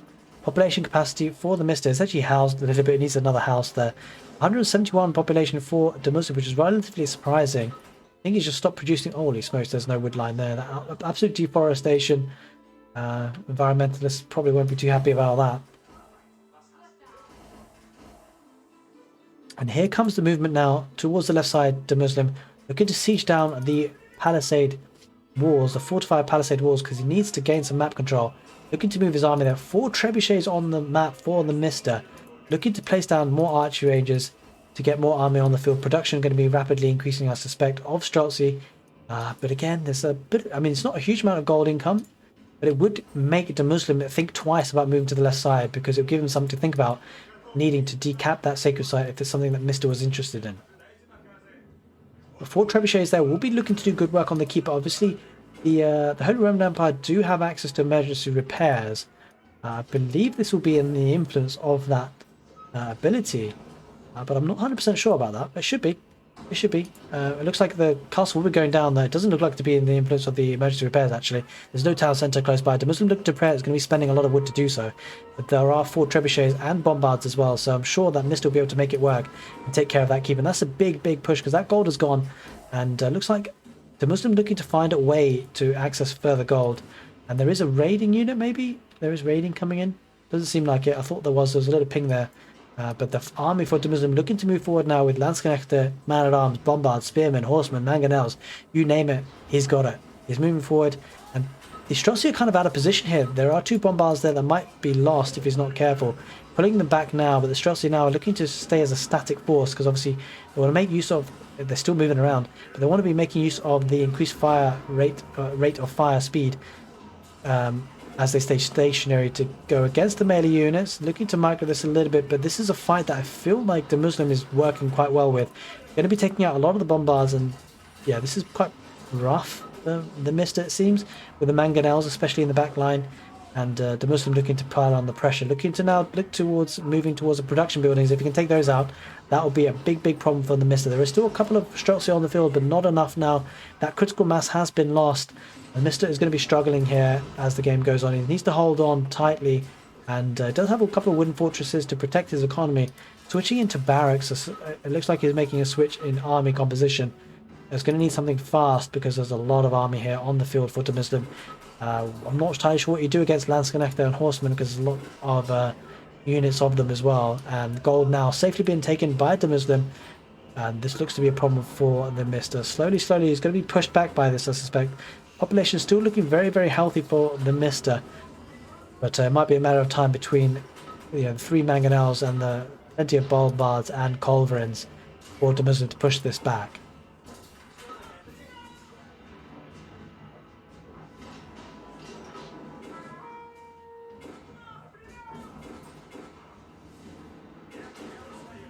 Yeah, horsemen moving in, looking to snipe some villagers when they can, and they're looking to take down the wooden fortresses. Slowly but methodical, this from the Muslim, looking to pile on the pressure now that it's in the late game. 31 minutes on the clock, and he calls it GG. That is the first game of the set. The Mista does go 1-0 down. Can he pull it back? Let's find out. Game number 2 coming right up.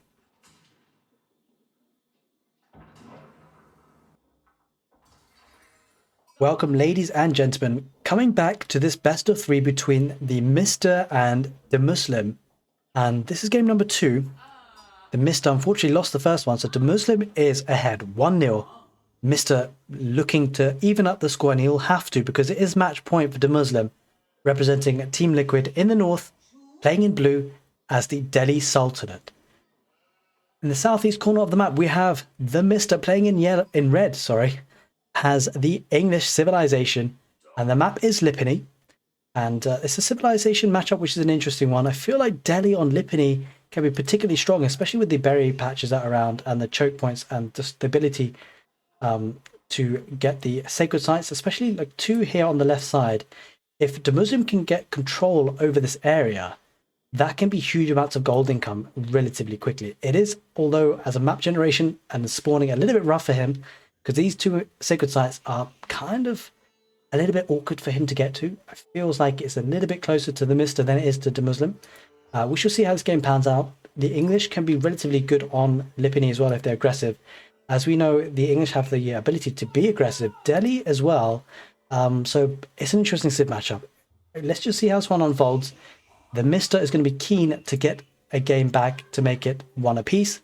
Of course, he's had a long time out of Age of Empires 4, so he's probably feeling particularly rusty. I think actually by his own admission, he has been feeling particularly rusty. But if he can get a win in this second game, pull it back to 1-1, that'll be a huge statement, and it'll set him up really, really nicely for the third and possible final game of this best of 3.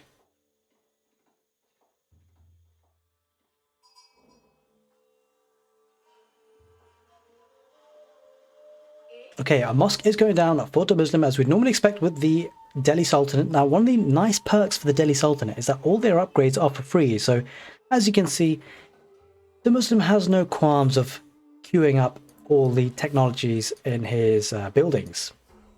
We will look to get some scholars, and often players do go down with the Dome of the Faith for the landmark of choice for the Delhi Sultanate. Well, let's just see. You know, it's been a while since we've seen the Tower of Victory. We shall see if the Muslim has something interesting in store for us, or if he's going to go for the quite common Tower of Victory. Now, sorry, Dome of the Faith, rather. Now, what's interesting, Mista's putting this council hall pretty far forward, I have to say. He's using it on the gold. Often we do see players putting the council hall next to the town centre, especially if they're being pushed early on. But I suspect he's not expecting any sort of early push from the Delhi. He's going to go with 4 villagers on the council hall, looking to be relatively aggressive. Let's take a look at his build. Has he gone for a wheelbarrow opening? He hasn't just yet. Might do so. He hasn't got any villagers on gold, so it will be delayed for the wheelbarrow. Looking to be on the more aggressive side of the build. Getting the villagers on wood, which will be needed for those longbows. I suspect we could potentially see a longbowman rush opening for the English civilization here on the map Lipany.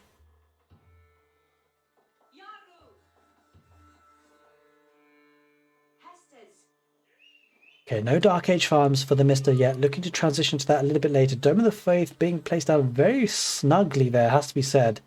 I guess the Muslim would be concerned about a ram rush coming in. What's that town centre protection, rather? And that's exactly what it's going to get. It's placed right next to the mosque as well. The scholars are going to pop out and whoop, go straight into the mosque for learning. And that research time will drastically reduce with each extra scholar. As you can see, actually, wow, the Muslims actually got a lot of sheep there, which is pretty impressive. It looks like he's gone for 2 scouts on total, I suspect. That would explain the number of sheep. Let's just double check. Has he gone for 2 scouts? It doesn't seem to be something in the meta. But it doesn't actually, it just seems like he got lucky with the 1 scout. Okay, got lucky with the 1 scout, and looking now, both players to get up to the next stage pretty soon. Probably looking at sort of the 5-minute mark. In fact, actually, the Mista going at 4 minutes 30 seconds, which is a pretty fast uptime, which is something that can be achieved quite nicely by the English civilization, looking to start producing the longbowman production and adding some spearmen in behind. So very nice macro here. As you can see, he's spending all his resources. Doesn't seem to be looking to go back to gold. Oh, he has actually gone back to gold. So look to get some eco upgrades, and behind that, maybe some attack upgrades, maybe steeled arrow from the blacksmith. We shall see what he decides to do. He's starting to produce the spearmen early. He understands that actually that stable coming down is a common thing for the Delhi Sultanate, so he needs to be wary of those horsemen. Doesn't want to trickle down the longbowmen separately and individually without some spearman defense, and looks to be being a bit more aggressive now. We shall see if the scholars go to the mosque or maybe to supervise the stable production, because the Delhi Sultanate do get a technology called efficient production, which has been researched, but essentially doubles the production speed if you garrison a production building with a scholar. As you can see, the longbowmen are putting some pressure on the berries, and this is a nice thing to do for Mista at the moment, because it forces the Muslim to the sheep, which is again, there's lots of free food here that's being denied for the Muslim. Looks like now the Mista is looking to circle around, looking to pick up some villagers off the wood line. We do see what's going on here. Is it attack notification? Might be a sheep, a wolf or something, perhaps. Yeah, it looks to be a wolf actually chasing down that spearman, and the villager on the archery range is going to be picked off by the longbowmen. Only 2 longbowmen, so we'll be taking time. The Muslim actually decides to is able to save that villager, especially with wheelbarrow in. These villagers do move a little bit faster. 2 longbowmen, 2 spearmen on the front line for Mista, and in fact looks like the Muslim looking to place down that archery range. Is not supervising the stable just yet, but does have a horseman on the field, maybe looking to snipe the army. The Mista is looking to put some more aggression on the field. He's got a lot of villagers on gold though. Maybe looking to get a fast castle in behind. There's a lot of villagers on gold, has to be said actually. 6 villagers. Looking to make the farming transition as well. And doesn't look like he's going full feudal age, which is, I don't know, it feels like feudal age aggression in this game at the moment. It just seems to be a bit of a struggle. As we've seen in the set so far, fast castling seems to be a big thing. And we do see The Muslims slowly starting to build up those horseman numbers, which will be a concern for the Mista. We'll need to make sure he has a lot of spearmen with his army. Looking to retreat now with his army, the Mista, looking to maybe just bait the Muslim a little bit, maybe hoping that the Muslim will overcommit to the feudal age and actually goes for the castle age himself. 410 gold by the Mista. That's a lot of gold. He's actually looking to put an outpost on the front line to protect that gold. Not a bad decision, seeing as his army actually putting back now, being a lot more defensive. Scouting the area, seeing what's going on. As you can see now, the efficient production is there on the field for the Muslim. The Muslim not looking to get the sacred sites just yet. He's looking to build up that army. That map control is going to look to send the scholars now with the army. And so looking to maybe secure these 2 sacred sites. The Mista not having anything in that position just yet. The spearmen bracing for horsemen that are non-existent in the area. And looking to group up the army. As you can see, Mista is a big fan of splitting up his army, bringing them together now to make them into one force. And with a lot of gold collected already. The Muslim very far away from the castle age, but that's not something that he's too worried about. Sending the army forward to get those 2 sacred sites is going to have a lot of gold income from that when he does that. The army could be quite out of position if the Mista does decide to go forward. In fact, he doesn't. Looks to be a bit more defensive. And I'm a bit concerned about Mista's position here, because there are a couple of archers that can build the palisade walls on the map. And as we said at the beginning of the game, just, you know, a small palisade wall here will secure these 2 sacred sites for a very long time. Now that Mista hears that notification, I don't know, he might need to be a bit more aggressive here and look to deny that, because 2 sacred sites in the control of Delhi can be a hugely powerful thing. And the scout going forward for the Muslim, looking to see if any army is coming out. And as you can see, the Muslim looking to place those foundations of those palisade walls. And if he gets those up, that could be a huge problem for the Mista. Put him on a bit of a time, because that gold income is so strong for the Delhi Sultanate. As you can see, he can get away with just having 2 villages on gold, which is what's needed for constant production of these scholars. But with the inclusion of 2 sacred sites which are now under his control, we can see the production or the mining of gold is drastically going to increase very soon. Villager does get sniped there for well, actually probably not a villager, it's an archer, but no way through there now for the Mista. Nice farming economy going for the Mista. What I would say is, though, with this particular matchup, the Mista's not necessarily, I guess I've been painting the picture that Mista's under a lot of pressure and time-wise, but actually looking back at this a little bit more holistically, the English are an incredibly great and powerful civ in the hyper late game. And that is primarily born about because of their upgrade called enclosures. And this is an incredible upgrade for the English civilization in the Imperial Age, because each farm enclosure being worked by a villager generates 1 gold every 3.5 seconds. And so whilst the Delhi Sultanate can benefit from having the sacred sites and the gold trickle that brings, the Imperial Age farms for the English can do the same, and that can be incredibly strong.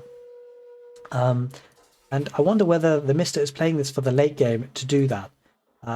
It needs to be a bit of a tricky one, because the Muslim is an incredibly strong late game player. And you can see that King's Palace going up now for that castle age for the Mista. It's going to have 2 town centres effectively. And we shall see what the Muslim does. He will be able to afford a fast castle relatively quickly with the gold income he's got. If he gets a market, he can certainly balance his economy. Spearman looking to siege down the palisade wall there. And I suspect that the Muslim will bring some archers in response relatively soon. As we can see, only a kind of modest amount of military on the field so far for the Mista. Sending a villager forward, maybe looking... Oh, sorry, that's not a villager, it's a hardened spearman. Sending a hardened spearman forward, looking to just siege down that palisade wall, maybe run in with a couple of units. Being in the castle age, though, earlier for the Mista does give him the opportunity to grab some relics. We shall see if he does that. Let's go for double stable for knights, looking to be aggressive in the castle age. Those knights are going to be under pressure, though, with massive amounts of horsemen and archers, and this is the thing that Delhi do so well. They can put a lot of pressure in feudal age if they choose to with the efficient production. And that's exactly what's going on, but the Mista is looking to defend by garrisoning his villages in the town centres and the King's Palace, and this could be huge. This is actually a big dive in by the Muslim, looking to get the villager kills, and he will even out the military and the economy account. As you can see, the Mista has 40 villagers, the Muslim on 38, but it's the idle time that this is being caused.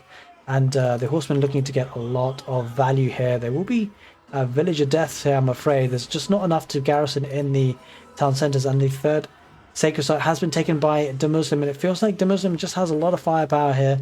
But the the town centers will be doing good work for the English. One thing that the English are very good at is defending. That is one thing that the Mista has something to play with this civilization. The villagers can even shoot with their bows and arrows, which they may need to do. The spearmen taking great trades here. This is not a great fight for the Muslim. It has to be said, there's a knight there as well. The Muslim loses everything, and I don't know how effective that is because the Mista is in Castle Age. Don't forget that, guys. And if he can just decap one of these sacred sites, he could be in the ascendancy as well, because the Muslim has lost all his military. He's got 10, I say that, but the Muslim actually has 21 military somewhere along the lines on the field. Apparently. 19 apparently. I think he's got them all hidden at home, all sparsely packed. I don't necessarily see where they are. There's a couple of army here, but not a huge amount. Where did the army go? I'm so confused as to where the army is for the Muslim right now. In any case, we do see the Muslim now up to the next stage, going for the compound of the defender. And if he does start to mine stone, which is exactly what he does, he'll be able to start placing down stone walls, which would be incredibly hard for the Mista to get around. And having these two sacred sites is certainly helping the Muslims' gold income. Have a look at that crazy gold income at the moment, 555 gold per minute. And he only has 2 villagers, guys, on gold, which is insane. And Lancers will be able to be coming out for the Muslim now if he chooses to, maybe even go for elephants. Of course, we'd love to see some elephants on the field for the Delhi Sultan. Looking to pick up some relics now as well with the scholars. This is something that the Muslim is doing so fantastically well with the macro. I'm not sure that Mista himself has gone for any of the relics, and he's going to be struggling. It just feels like the Muslim has a really strong position here with the sacred sites and 2 relics coming in, being in Castle Age himself. He will be behind on villager count as the game progresses. 44 for the Muslim, 47 for the Mista. But that raid earlier on by the Muslim was fantastic. Looks to be getting a Wololo. That won't be coming off. Spearman looking to harass villagers on the stone pile. The Muslim maybe looking to get a second town center. 3rd relic coming in for the Muslim. You can hear that sound of the elephants. The stone walls going up on this left, on the Muslim's left side, on Mista's right side. We hear that elephant coming out. Tower elephant looking to take out the spears. If the spears can get close though, could do some damage. But the problem is now the Delhi is slowly getting to that situation where they may be able to get a massive group of scholars and elephant units. Springald taking out the knight. Okay, looks like the Mista switched his attention to decapping the sacred sites. I think this is a strong move. This is something that really feel he needs to be doing here, because these sacred sites are getting a lot of gold here for the Delhi Sultanate. And that is his way back into the game, possibly.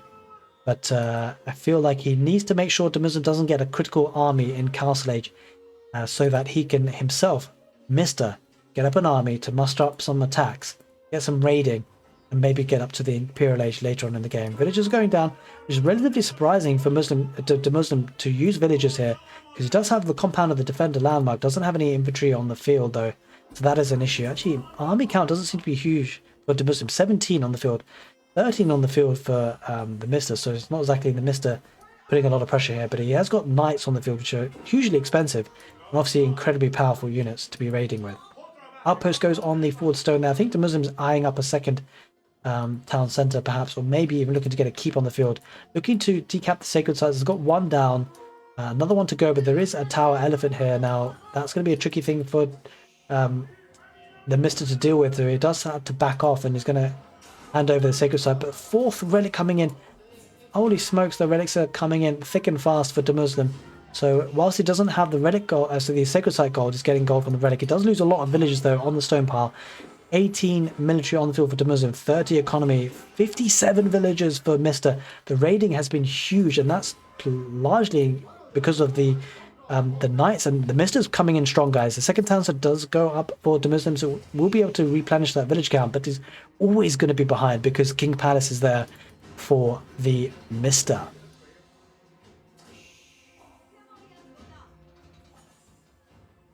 And it has to be said, this is going to be an interesting match. That is for sure. It's an interesting map as well, Lipany. And 1 sacred site still there under the control of the Muslim. Knights looking to raid and looking to get hold of this berry passion. We'll be able to deny and at least idle the villagers for a little bit. But the Tower Elephant, big and absolute nuisance for the Muslim. Building up a large force now, and I think this is where the Mista's coming in strong again. We see this again, time and time again for Mista's playstyle. Making the game messy by using mobility army and sending multiple battalions or troops, groups of troops to raid if he can. It's going to keep these knights here just hiding out there, waiting for their time to kill. And we can see the knights heading back into the stealth forest, heading back, and the economy looking very, very strong for the Mista. But we have seen players, you know, economy is not everything. We need that military on the field. And we do see a lot of farms going down for the Mista. Another outpost going down for the Muslim, looking to secure this stone pile, get some more defensive and static defenses on the field. Stone walls, as you can see, for the Muslim going up, sending a lot of scholars and tower elephants. This is where the issue comes in, I feel. This is where the Mista will struggle, because he's got cavalry on the field, and I mean, these tower elephants do great against those. So the Mista's going to need to do something about this. As you can see, they're mounted powerful archers. Actually, I mean, the archers aren't that great against the elephants. It's more the fact that you've got the scholars there healing them forever. Look at that gold income for the Muslim, 1,000 gold per minute, 700 for the Mista, and Imperial Age looks to be well off the cards. But as the time goes on, the economy will be looking strong for the Mista. And the thing about the Mista's army composition here is he's got mobility. He can take fights he wants to, looking to focused fire on the scholars who do garrison in the town centre, so they will look to fight another day, or teach another day, shall we say. And the knights looking to raid the economy again for the Mista. Bringing the knights back home, they are pretty low in health at the moment. And the Muslim, look at that, 2,000 gold in the bank, spending a lot of the food on the elephants, of course. Mista equaling the military production as well in the form of knights. Scholar looking to get hold of that sacred site, will capture it though. There is a knight there in the field, so whilst the sacred site, oh, he's contesting it. He's actually contesting it. That's actually perfect timing for the Mista, because that sacred site could have been under the control of the Muslim, and that would have been another continuous gold trickle, as if he doesn't have enough gold already. Tower elephants going forward with the scholars there. That's going to be a bit of an issue for the Mista. May even want to try and snipe some of the scholars with the villagers, but decides better of it. Wants to keep the economy alive and kicking. Not a bad decision. The knights are backing off. He doesn't want to take a fight unless he wants to. He's got the mobility, so he can really dictate the pace of the fight. Scholar looking to be taken down. Oh, the Scholar moves fast, doesn't he? Holy smokes, that is a speedy Gonzalez. That is for sure. Okay, big fight here. And the knights will be looking to take a fight, but there's a lot of scholars here. A couple of them do go down. If the scholars get taken down, that critical mass of scholars going down will be a big problem for the Muslim, because then it just leaves the unguarded tower elephants that can then start to be taken to pieces. But the scholars are being protected in the middle of the elephants. As you see, 2 elephants go down. This is a great fight for the Mista. Mista pulling through. He's got the home advantage as well, with the knights coming out in droves. The tower elephants do go down. This is huge for the Mista. Now he can push relatively hard. 11 military on the field for the Muslim, 22 for the Mista. He's actually housed as well, and the economy looking strong as well. 46 for the Muslim, 78 for the Mista. These knights can look to raid as much as he can now. This is a nice push for the Mista. He's going to look to pile on some pressure. If you can get some good raiding here, this could be a big problem for the Muslim. Mista looking to even out the set, 1 apiece. He's 1-0 down at the moment, desperate to find a way to get a place in the last 8 of the Road to Redbull Wololo Legacy, hosted by ecgtv. Okay, the knights looking to get some damage on the villagers, and he will get a good raiding here. Villager count drops even further for the Muslim, sitting at 46, and 10 villagers are idle as well. So not only is he losing villagers, getting idle economy. There's a keep going up on the right, which will add a lot of protection. This berry patch is not very well protected though. But this gold will be protected by the keep. The keep won't go up though. The knights are there just in time. Going to snipe some villagers as well. And this is a big problem for the Muslim. This is super bad timing for him. He does garrison the villagers in the outpost, but he's going to lose so much, guys. His economy is going to be in tatters after this. 83 villagers for Mista, 46 for the Muslim. He's going to get the keep up eventually with the villagers that remain behind. The damage has been done. The knight's going to come out now, coming back at home to regroup. Keep going there on the front line for the Mista to secure his position on the gold mine and secure some map control on the middle of the map. But don't forget, the gold income for the Delhi Sultanate here is insane. He'll be able to get up to the Imperial Age relatively soon. This is a big... Actually, this is the Mista. So the Mista is actually doing fine. It's the Muslim who's struggling. Despite the gold income from the sacred sites, 900 gold, the Mista's matching it just by sheer virtue of the amount of villages he's got on gold. So the Mista going to be going up to the Imperial Age with the Wingard Palace, which is going to be a fantastic push with trebuchets as siege, and that's going to be a strong push for the Mista. I feel like the Mista seems to be in a very strong position, and with enclosures coming in Imperial Age, the gold income is not going to be a problem either. The Scholar is able to take the sacred site, possibly. No, it's contested. So again, great timing by the Mister to contest that sacred site. And the Muslim are going to be on a timer here because there's a keep right in front of the Windguard Palace as well. Map control is going to be fairly decent for the Mister, at least in terms of defenses of his main base. And that's where the magic will happen with the enclosures once he gets to Imperial Age. Looking now to deny these two sacred sites with the Lancers, which are the Knights rather, which will be making their way through the Palisade walls relatively quickly. The Imperial Age is in there. Look at that food count for the Mister. It's insane.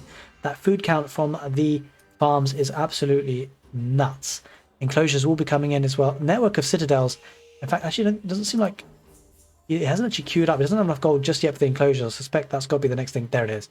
I think you just bought, or you just sold some resources to get the gold, to get the enclosures, which is certainly the right thing to do. Denying these sacred sites as well going to be another kick in the teeth for the Muslim.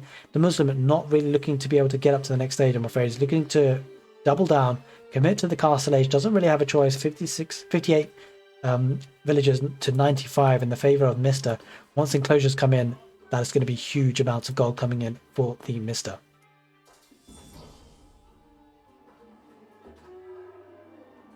Okay, keep going down for the Muslim, looking to defend his gold income there on the front line.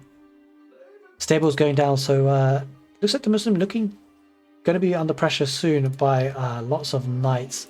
Elite knights will be on the way, I suspect, for the Mista. He's actually going for a horseman, actually. Veteran horseman, which is an interesting choice. I suppose he doesn't actually have that many knights on the field. I thought he had quite a few. But actually, what happened to those knights? Oh, there they are. So there's quite a few of them, but they're relatively low health. So it looks like he's making a switch and transition to horseman as well. Just to tide his time until enclosures comes in, which is now, the enclosures are in, as you can see the gold trickling in. And gold income for the Mista now at 1,400. Oh my god, that's ridiculous. 1,488, despite the Muslim having 4 relics, is just not able to keep in touch with that. And I mean, to be fair though, there are 12 villages on gold as well for the Mista. Army numbers really starting to build up now in Imperial Age, and I feel like the Mista just quite happy to let this game go for as long as he needs to. Got a lot of gold, got a lot of food, looking to get some outposts on the field to get that network of castles bonus, soon to be network of. Actually, getting. Sorry, this is the Muslims, but I think he's got the network of castles ability, isn't he? Network of citadels is what we were expecting, but no, I don't know if that's a tooltip error, but anyway, we shall see, because I'm pretty sure he's researching that. Okay, village is getting another keep there on the front line, and Trebuchet is going to be well protected by the 2 keeps. Looking to Trebuchet down that keep for the Muslim. That's going to become a problem actually for the Muslim, because he can't really dive this. Like, there's a Trebuchet in between 2 keeps, of which I'm sure boiling oil will probably come in relatively soon. On the right side, the keep does go up for the Muslim though, going to offer a lot of protection on that gold mine and the berry patches there. So Mista going to look to pressure though with horsemen and spearmen as well, elite spearmen. And that's going to be fantastic against the elephants. As you can see, there are a lot of tower elephants there for the Muslim. There's a lot of food and gold income. The thing to be said about these tower elephants is they're incredibly population effective in terms of spending resources, especially if it gets to the hyper late game, hyper late game. It feels like if you're the Mista, you don't really want the Muslim to have a critical mass of these elephants and scholars. So I think Mista needs to be a bit careful. He's in a really strong position here, but he won't want to throw it away by giving his opponent too much time to build up his army. Mista looking to go for hand cannoneers as well, building up that army. We shall see. We shall see.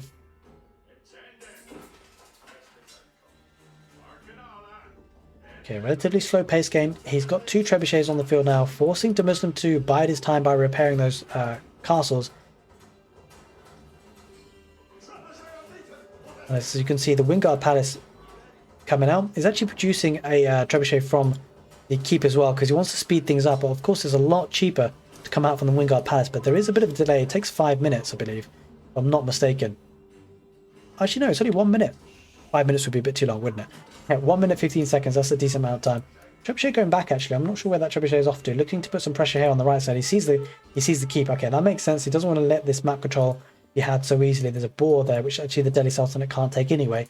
But there are the berry patches there. Now, the knight's going to dive on the villages, and the villages are going to go down for de Muslim. Will he get the castle up? I'm not sure he will. This could be a doubt castle. The knights will chew through them, but the knights aren't really attacking. They are now. The villagers will just... Oh my god, that doesn't go quite up.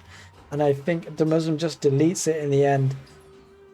Holy smokes, that was a close one to going up. Spearmen, spread formation. And the elephants are going to be backing off, maybe looking to go towards the left side. Trebuchet is on the field though there, so Mr. looking to put some pressure on two fronts. They're on the right side and also down the middle. 3 trebuchets there. You know, this castle's been repairing for ages. There are 4 villagers there doing it. And that's going to be a lot of wood being used by de Muslim. Make no mistake about it, repairing is a costly business. It's a bit odd though that you have to repair with wood, even though it's a stone cost for the keep. But it is what it is. It is what it is. So 3 trebuchets now on the field. Wingard Palace no more able to come out because there's population cap. So I think now for your Mr. Like 146 for de Muslim. De Muslim is struggling here. I feel like if you're Mr. now, you actually just want to push now that you're population capped. You can just try and raid forever because there's no harm. You've got population capped. You can just continue to produce army here. Look at that gold count. Look at that food count. Look at that wood count. You can spam horsemen in to raid forever. Looking to move forward now. That castle's gone down. That is the a big defense that is missing now for de Muslim. Looking to get another keep on the field. But there's going to be a massive army and a massive battle coming on the way. Optimism is going to lose the access to the deer here, and that's going to be rougher. I'm going to lose even more villages. I feel very confident in Mr. being able to pull a win off here to push this game to the 3rd game, the best of 3, to tighten things up. But the game has not been won yet. It feels like it's there for Mr. to lose, but, you know, crazy things have happened in Age of Empires 4. Okay, the Mr. looking to push forward now. There are 3 trebuchets. There is a bit of action going here on the right. I'm not sure what that attack notification was exactly. In any case, the university goes down, looking to get the economic upgrades now that it's population cap. The trebuchet looking to take down the castles. That one will go down unless it's repaired. De Muslim not necessarily... I'm not sure if he's letting this go down or just not paying attention. But outpost slowly going up for the English with the outpost creep for the network of castles bonus. It's actually... okay, so it's the network of citadels first and then the network of castles. So he's got the upgrade that he needs. So a little bit of correction on myself there, I mentioned earlier, and he's going to push now heavily with the spearmen and lancers, the knights rather, and he's going to put a lot of pressure, and he just continue to produce behind this. 3 trebuchets on the field, looking to, and this is looking pretty rough for de Muslim, but there is one thing to consider, and that is the mass of scholars that are here that can have effectively infinite healing ability. It looks like de Muslim's going to be looking to micro and get the scholars in between the tower elephants, but there are still a lot of spearmen there looking to kill. It got 1 down at least. That's 1 down less, but there are a lot of scholars there, guys. This is going to be an issue for the Mr. Need to find a way through this. Maybe looking to get some emplacements and springald on the outpost, but he needs to get rid of the mass of scholars, that is for sure. It takes 1 down, maybe more on the line. The trebuchets do take care of that castle, so the trebuchets will be able to push forward. There are 3 trebuchets on the map for de Muslim as well, though, so that's going to be a problem. Big face-off here, back and forth. The longer this goes on, though, it does give de Muslim the ability to come back in the game with the population. But look at the resource count for the Mr. It's looking incredibly healthy. He's going to push forward now, looking to take down those scholars. If the scholars do go down, that's going to be a problem for de Muslim. Still got a lot of them, though, has to be said. We've got 16 scholars being surrounded by the elephants. And if you're a Mr., I mean, it's going to be a slow, methodical push, I suspect. But maybe we'll want to get some raiding in if you can. It's looking tough here. A bit of standoff position here on the middle of the map. On the right side of the map, the castles have been given up by de Muslim. He's got no map control on the right side. A lot of resources there for the taking for the Mr. if he wants it. But he's got his mind preoccupied in this fight here. A lot of trebuchets there on the field, actually. Holy smokes, 4 trebuchets and a mangonel there for de Muslim. Mangonel will come in clutch against the spearman. Goes into the spread formation. The spearman looking to do some damage, but there's just so many scholars here. This is almost tilting. If you're the Mr., I would have thought. Mangonel's in behind getting a lot of damage. This is a real big issue for the Mr. I'm actually a bit worried about him in this scenario, because how does he get rid of this critical massive army? And it almost feels like he has to just run into the eco and take the losses. It's difficult though, because there are lots of villagers coming in to place another keep. If the trebuchets are on the field though for the Mr., might look to trebuchet this castle before it's even built. They're not packing. Oh my god, they packed, they unpacked, and they're not making up the mines. The spearmen are going to go to take the fight now, looking to take it down at least a couple of the tower elephants, but they're just, the scholars behind this are doing so great work, and it's impossible to almost click on them because of them being surrounded by the elephants. A couple of elephants do go down. The castle will go down as quick as it's been built. So wood investment here going for Muslim. That's, yeah, a throwaway castle there. But there are hand cannoneers now there as well, so that's going to do a lot of damage. And tower elephants are going down slowly but surely. There aren't quite enough scholars there, it seems, despite having a heck of a lot of them.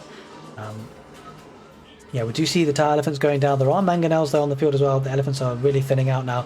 This is looking strong for the Mista because he can actually reinforce very quickly here. The Muslim, not so much in terms of the resource count.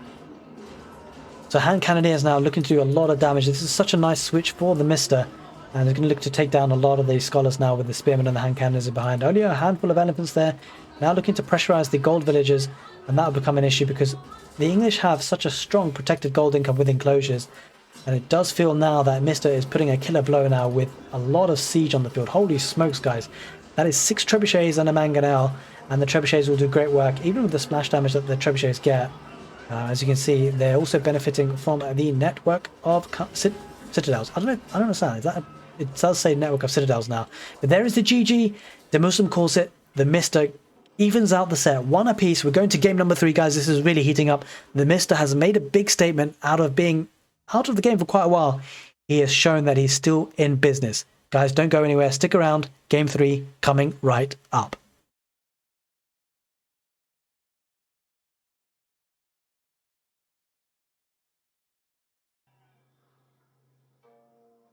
Welcome back, ladies and gentlemen, to game number 3 for this best of 3 between the Muslim and the Mista. The Mista has done it. He's pulled it to the wire. This is the 3rd game on Altai. And on the east corner of the map, we have the Muslim playing in blue as the Chinese. On the west corner of the map, we've got none other than the Mista playing in red as the French. It should be an interesting Civ matchup. We do see Chinese, we used to actually see a lot of Chinese on Altai, especially on the N4C tournament. So an interesting Civ choice. This is a really important game, guys. So whoever wins this goes through to the last 8 for the Road to Redbull Wololo Legacy qualifying tournament tomorrow, hosted by ecgtv. So a lot at stake here, and especially for a player like Mista who has limited opportunities to qualify because of his commitments as a farmer. And so he's going to want to really put on the pressure for the Muslim here to secure his place and his golden ticket to Castle Heidelberg in Germany.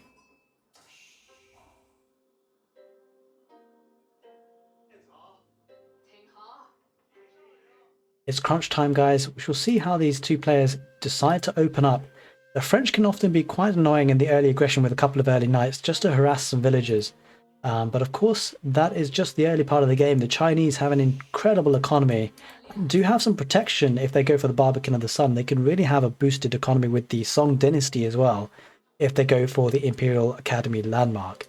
We know that the Muslim can be relatively eco-focused, and so maybe going for a Song dynasty could be on the cards, especially on a relatively closed map like Altai. A couple of walls on either side means that it's only really the front that's exposed. It has to be said though that Altai on this map generation is actually relatively open on the front. Sometimes you can get like a massive wood line which acts as a very big natural barrier, but not on this case. This is relatively open, which kind of suits the French in this scenario. And as you can see, quite a lot of villagers on food for the Mista, looking to get up that age a little bit quickly with 4 villagers on gold as well. We'll be looking to place down that what's most likely a school of cavalry. You know, Chamber of Commerce, not really a thing for the French. We shall see if he decides to go up for an early age up. It doesn't look like he's going for a wheelbarrow build just yet. The Chinese, on the other hand, maybe sometimes take their time a little bit, but they can speed the process up of getting the next stage with their villagers essentially building faster. That's one of the bonuses that they get. As you can see, the Muslim a little bit behind on that kind of potential age up, but with the supervision of the Imperial official, that food count will start to rise, as you can see, hugely. So he's going to be very, very soon with 3 villagers on gold as well. Going to be able to afford it very soon. The School of Cavalry does go up in a very nice position next to the town centre, and pretty well protected there with 3 villagers. And yeah, it looks like a couple of knights might be coming out. Actually, it looks like Mista is only leaving 2 villagers on gold, so probably not actually looking to get early knights too quickly. Maybe looking to get some scouts on, but not really, because sometimes you can go for a professional scouts build if you don't have your deer so close. But on a map like Altai, there's absolutely no need for that, really. We shall see what he decides to do. Maybe looking for an alternative, different strategy. Looks like it's a second town centre build, actually.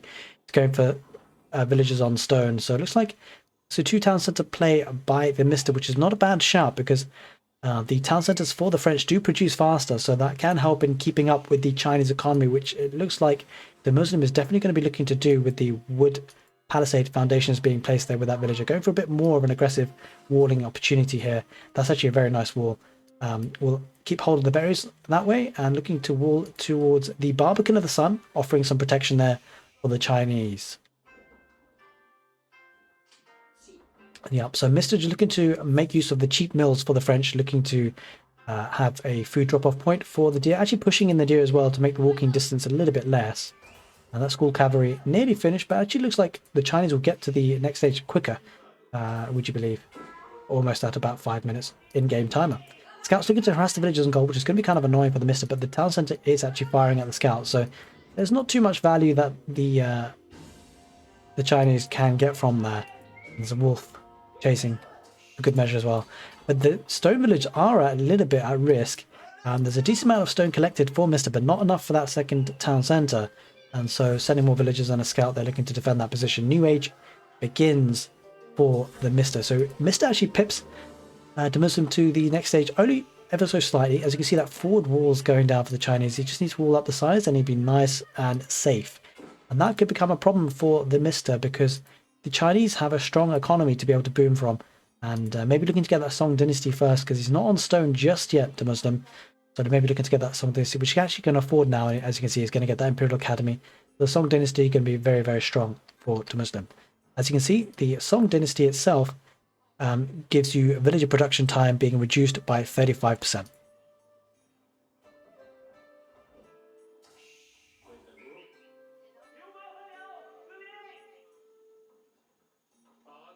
Okay, villagers for the Mr. has got 300 stone.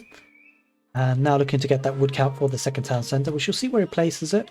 Possibly towards a gold, because he will need that later on in the game for sure. A couple of deer patches there that could be considered. Maybe wood. We shall see what it goes for. Okay, an early knight there on the field, as you can expect. A royal knight there for the French. And he's going to find that the Muslims just nice walled up now. And if the Mr. wants to run in, he's going to have to go through the Barbican of the Sun.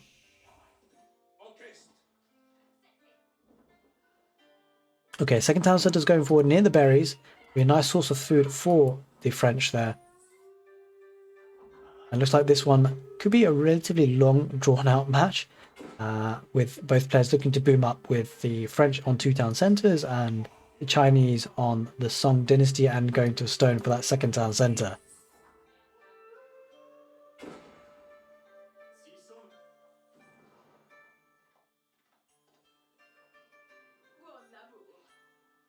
Okay, not a lot going on. We shall try and make this as exciting as possible. And not a lot to be said here. Villager count steadily rising for both players, but I suspect the Chinese will be ahead. Yep, 29. Actually, it's not. 26 for the Muslim, 29 for the Mr. Having said that, being on the Song dynasty now, that's only just kicked in for the Muslim actually. And the second town centre going up relatively soon. The Muslim will be catching up, that's for sure. The second town centre still actually, the Mr. will be ahead. Will be ahead with the 2 town centres despite the Song dynasty. So actually, all things considered, the Mr. will be ahead on economy. But let's not forget the benefit of having the Imperial official and supervising the mill. It really does add a lot of economy boosting there, kind of passively. Mr. going quite heavy on stone, maybe saving up for a keep for the next stage, maybe looking for a 3rd town centre. Could he be going for a 3rd town centre? That'd be pretty incredible if he does something like that.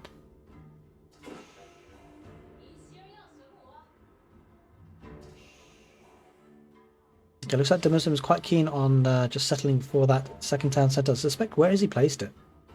I did have a bit of stone there. I'm not sure where he's placed it actually. Ah, there it is there. On the left side, on the berries, looking to get hold of that free food. And that does actually offer a lot of protection here on this side, because obviously now it's just that little bit harder for Mr. to siege down, and Muslim repairing that palisade wall which was under siege attack earlier on. The scouts are still harassing the villagers on stone. That's going to be a bit annoying for the Mr. Looking to get still more stone. I suspect he's going for a 3rd town centre maybe. So it's definitely a boom fest here. Another player wanting to do too much damage in the feudal age.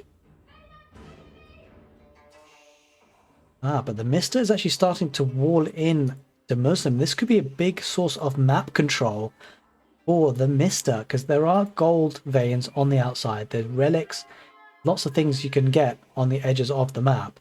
And so Mista slowly, relatively slowly, I suspect, sending some villagers forward. Where are they exactly? Not entirely sure. Okay, there's one villager going there. The villager going on the east side is going to be struggling a little bit. Maybe going... There's no way. There's no clear path here. Going to get a wooden wall of his own, palisades, to protect himself and the sacred site. So, I mean, dare I say it? Could Mista go for a sacred site? Obviously, it's way far too early to tell. But he's certainly getting a lot of map control if these walls do go up. Okay, third town center goes for Mista now for the berry patch there on the front. Villagers going forward. What are these guys going for? For the boar, maybe? That could be an interesting play if he does go for the boar. Yeah, he is going for the boar actually on the left side. So the Muslim quite content to just, I guess, hold himself in his own base. And that's going to be interesting. It seems like the Muslim looking to boom up. Maybe know that is giving away a bit of map control. But I think it looks like he just has a lot of faith in the ability for the Chinese to boom. But with 3 town centers from the French, I mean, that is no joke. Let's take a look at the village count. 55 for the Mista, 48 for the Chinese. So the Mista's doing, great work here with the booming. And I'm not sure if the Muslim knows that the Mista's on 3 town centers, because he doesn't, does he? I mean, wait, we don't see anything there. That's a bit awkward. This must be an error with the observation there, which kind of sucks, but it is what it is. Okay, villagers now working to take down that boar. Mista's got to be careful not to lose a villager to the boar. Looks like he might, actually. Actually, it's not villagers, it's a scout. I think it was a scout. It's fine. Right, gets the boar nice and safely. The Mista looking to age up to the castle age now, as well as the Muslims. So both players going up, holy smokes, a very similar time. Let's see what they've gone for. I wonder whether the Mista's gone for the Royal Institute or the Guildhall. I suspect he's probably going for the Guildhall, considering how long this game is looking like it might take. But I don't see the landmark just yet, so we're going to need to keep an eye on where he's placed that exactly. Because he is going to the next stage, I believe, right? Yeah, he is, yeah. Okay, there it is. Essentially going for the Royal Institute, so it looks like the Mista is actually going to put a lot of pressure in the castle age, I suspect, because this unlocks all technology is unique to the French, and the research is 20% cheaper here and ignores age requirements, so he'll be able to get the Imperial Age upgrades, even being in castle age. So I was expecting the Guildhall. Looks like the Mista is actually going to be planning a bit of castle age aggression, I suspect, from this. And as you can see, the palisade walls are now up, so this gives a lot of map control, makes it difficult for de Muslim to expand once his resources are taken. As you can see, he's being a bit annoying on the palisade walls, looking to break through. And the castle age is going to be coming in at relatively similar times, I suspect, for both players. Looks like de Muslim's actually going to be a bit up behind. And the economy is going to be ahead here for the Mista, that is for sure, on 3 town centres. Astronomical clock tower going for de Muslim, perhaps looking for a palace guard switch. It must be, because with 4 barracks going down, that is a huge number of barracks, and I'm not sure the Muslim is quite ready for that. I'm not sure if the Mista is quite ready for that. It's going to get to keep there in a nice position though, because there are 3 town centres there looking to protect this left side of this central entrance, and this keep will be doing well to protect the primary town centre and everything behind it.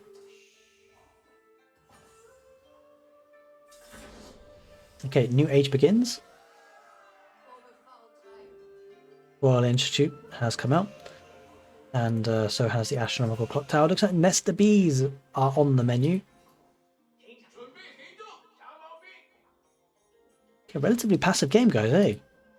The Mista having such crazy food economy. That seems to be a pattern in his gameplay. He loves his food, clearly. He knows how to produce food. He is a farmer after all. Look at that food count. 2,000 food. Holy smokes, Mista. Could he be going... he's just spent a lot of gold. Getting the veteran spearman upgrade. Looking to get the monastery as well. Looking perhaps for some upgrades. Hasn't made... Okay, he's going for royal bloodline. So he's going to be committing to the knight line as well. Which is a nice move for the Mista.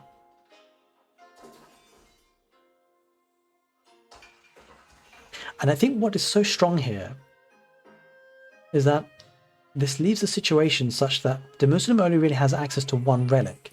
And we haven't really seen the Mista prioritize relics, but he will today because he does have a monastery on the field. So he'll be looking to pick up those relics, and that's a lot of map control that he's got with these palisade walls. So it's very, very nice. Picking up some wood. This is interesting. So he's going to double down. He's left the villager here. Often what a lot of people do is they'll bring back that villager, but he's actually gone for a second palisade wall layer. This villager seems like she is on the way back home though, but this one is not done. Getting a second layer there. I would have been interested to see if he had like third and fourth, because wood is, I mean, palisade layers can just be annoying. They're not that hard to take down in the Imperial Age, but they just bide you some time, you know? Look at that food income for the Mista. Maybe able to think about going to the next stage if he rebalances his economy with a market, but I don't think that'd be on the cards because I suspect a lot of Castle Age aggression is coming in with the stables going around the keep, which is very, very nice because the keep for the French has a special bonus, and that is that archery ranges and stables, the unit costs are reduced by 20%. So it's a massive discount for the French to go alongside the economic bonuses that they get passively with cheaper, drop-off points and such like.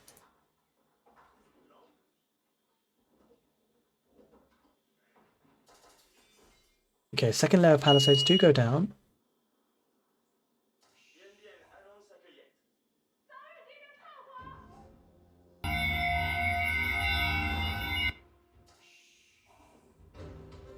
All right, we are back. So the Muslim is starting to push forward with a trebuchet or two and some crossbows and some Nesta bees. We shall see if he gets too much damage out of that. We shall see. We shall see. All right, but we are back. So the Muslim is starting to push forward with a trebuchet or two and some crossbows and some Nesta bees. We shall see if he gets too much damage out of that. We shall see. We shall see. All right, but we are back. So the Muslim is starting to push forward.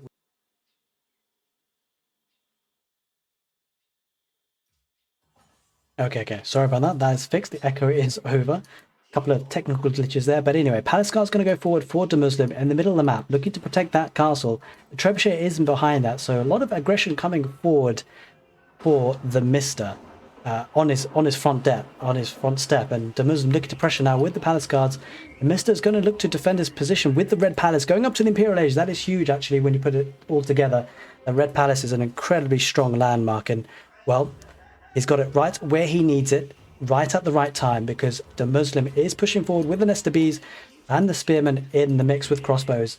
So looking very, very strong for the Muslim. But I have to say, the Mista has an incredible opportunity here. He has his economy set up nicely. Production buildings with a lot of stables. Knight's going to be on the field. He's up to the Imperial Age. He's going to have the tech advantage, and that is not to be underestimated. That could be absolutely huge. This is a ticking timer for the Muslim. He needs to put some pressure on now because the economy for Mista, look at that food income, look at that gold income, look at the economy. 106 villagers for the Muslim, but 123 for the Mista. And let's not make mistakes. He has got the upgrades coming in for his knights. He's got canted saddles. He's got chivalry. It looks to be in a really strong position.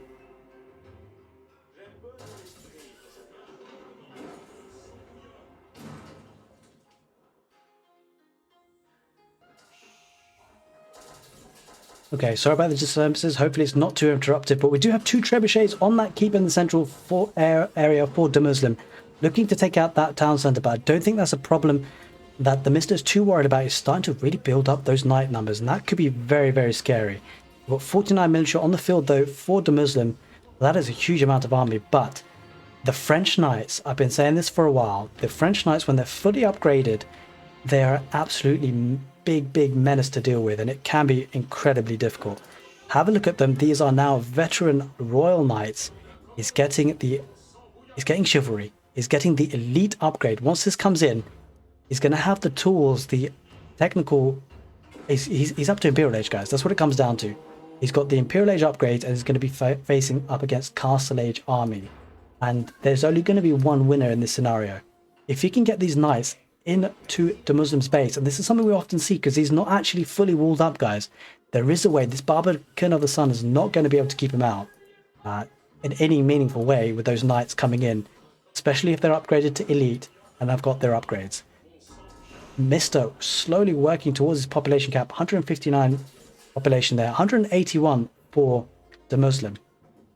On the right side, we do have some sacred sites being capped by the Mista, looking to get that gold trickle. He's got a lot of economy as it is. And the Red Palace is there on the front line, is being taken down, but I think this is just a case where the Mista is looking to hold on for as long as he can, because he knows that he's up to Imperial Age, and he's got such a tech advantage. Guys, he has got a horde of 28 elite knights, which he can just run in to the base of the Muslim and absolutely take out his economy. This is looking to start, this is really looking that it's going to start to heat up, guys. This match has been relatively slow-paced up to now, but I get the feeling any moment now, the Mista is looking to deal the final blow with these elite royal knights from the French. There is a cannon looking just to bide the time to take out some trebuchets. There are 2 keeps, though, they will have to deal with. Be interested to see how he does try to deal with them, especially with 3 trebuchets to support, but he does have the cannon, which is obviously an incredibly strong siege gunpowder unit for the French, looking to take down the static defenses that the Muslim has on the middle of the map. But the Mista spending all his resources. The Muslim has a lot of resources in the bag. He's not yet, is he up to the Imperial Age yet? He's not yet up to the Imperial Age. Looks like he's going to go up soon-ish. Just needs a bit more food and to be able to go up, but it might be too little too late, because this knight mass from the Mista, 46 of them, holy smokes, that is going to be looking to do a lot of damage. These guys are going to be running in relatively soon. I suspect what Mista's doing, this could be an absolutely huge big brain play.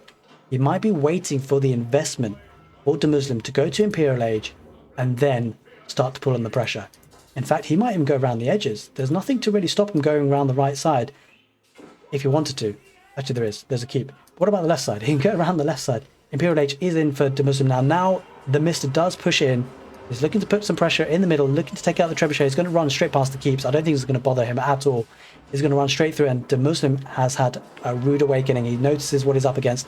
There's not going to be enough palace guards. There's not going to be crossbows. These are not going to be upgraded. These are Castle Age units. Despite being in the Imperial Age, the Knights are going to absolutely wreck everything for the Mista.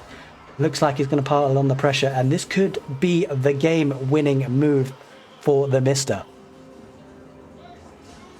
He's actually going to put pressure on the siege. The siege will go down by the Knights. There's nothing that the Muslim can stop. He can't stop this with anything. He's going to look to put some pressure with the keep going up, but again, that's probably not enough. He's still wide open. Villages are going down left, right, and center on the gold vein. This could be the beginning of the end. The Mista piling on the pressure. The villager count slowly trickling down. 97 for the Muslim, 135 for the Mista.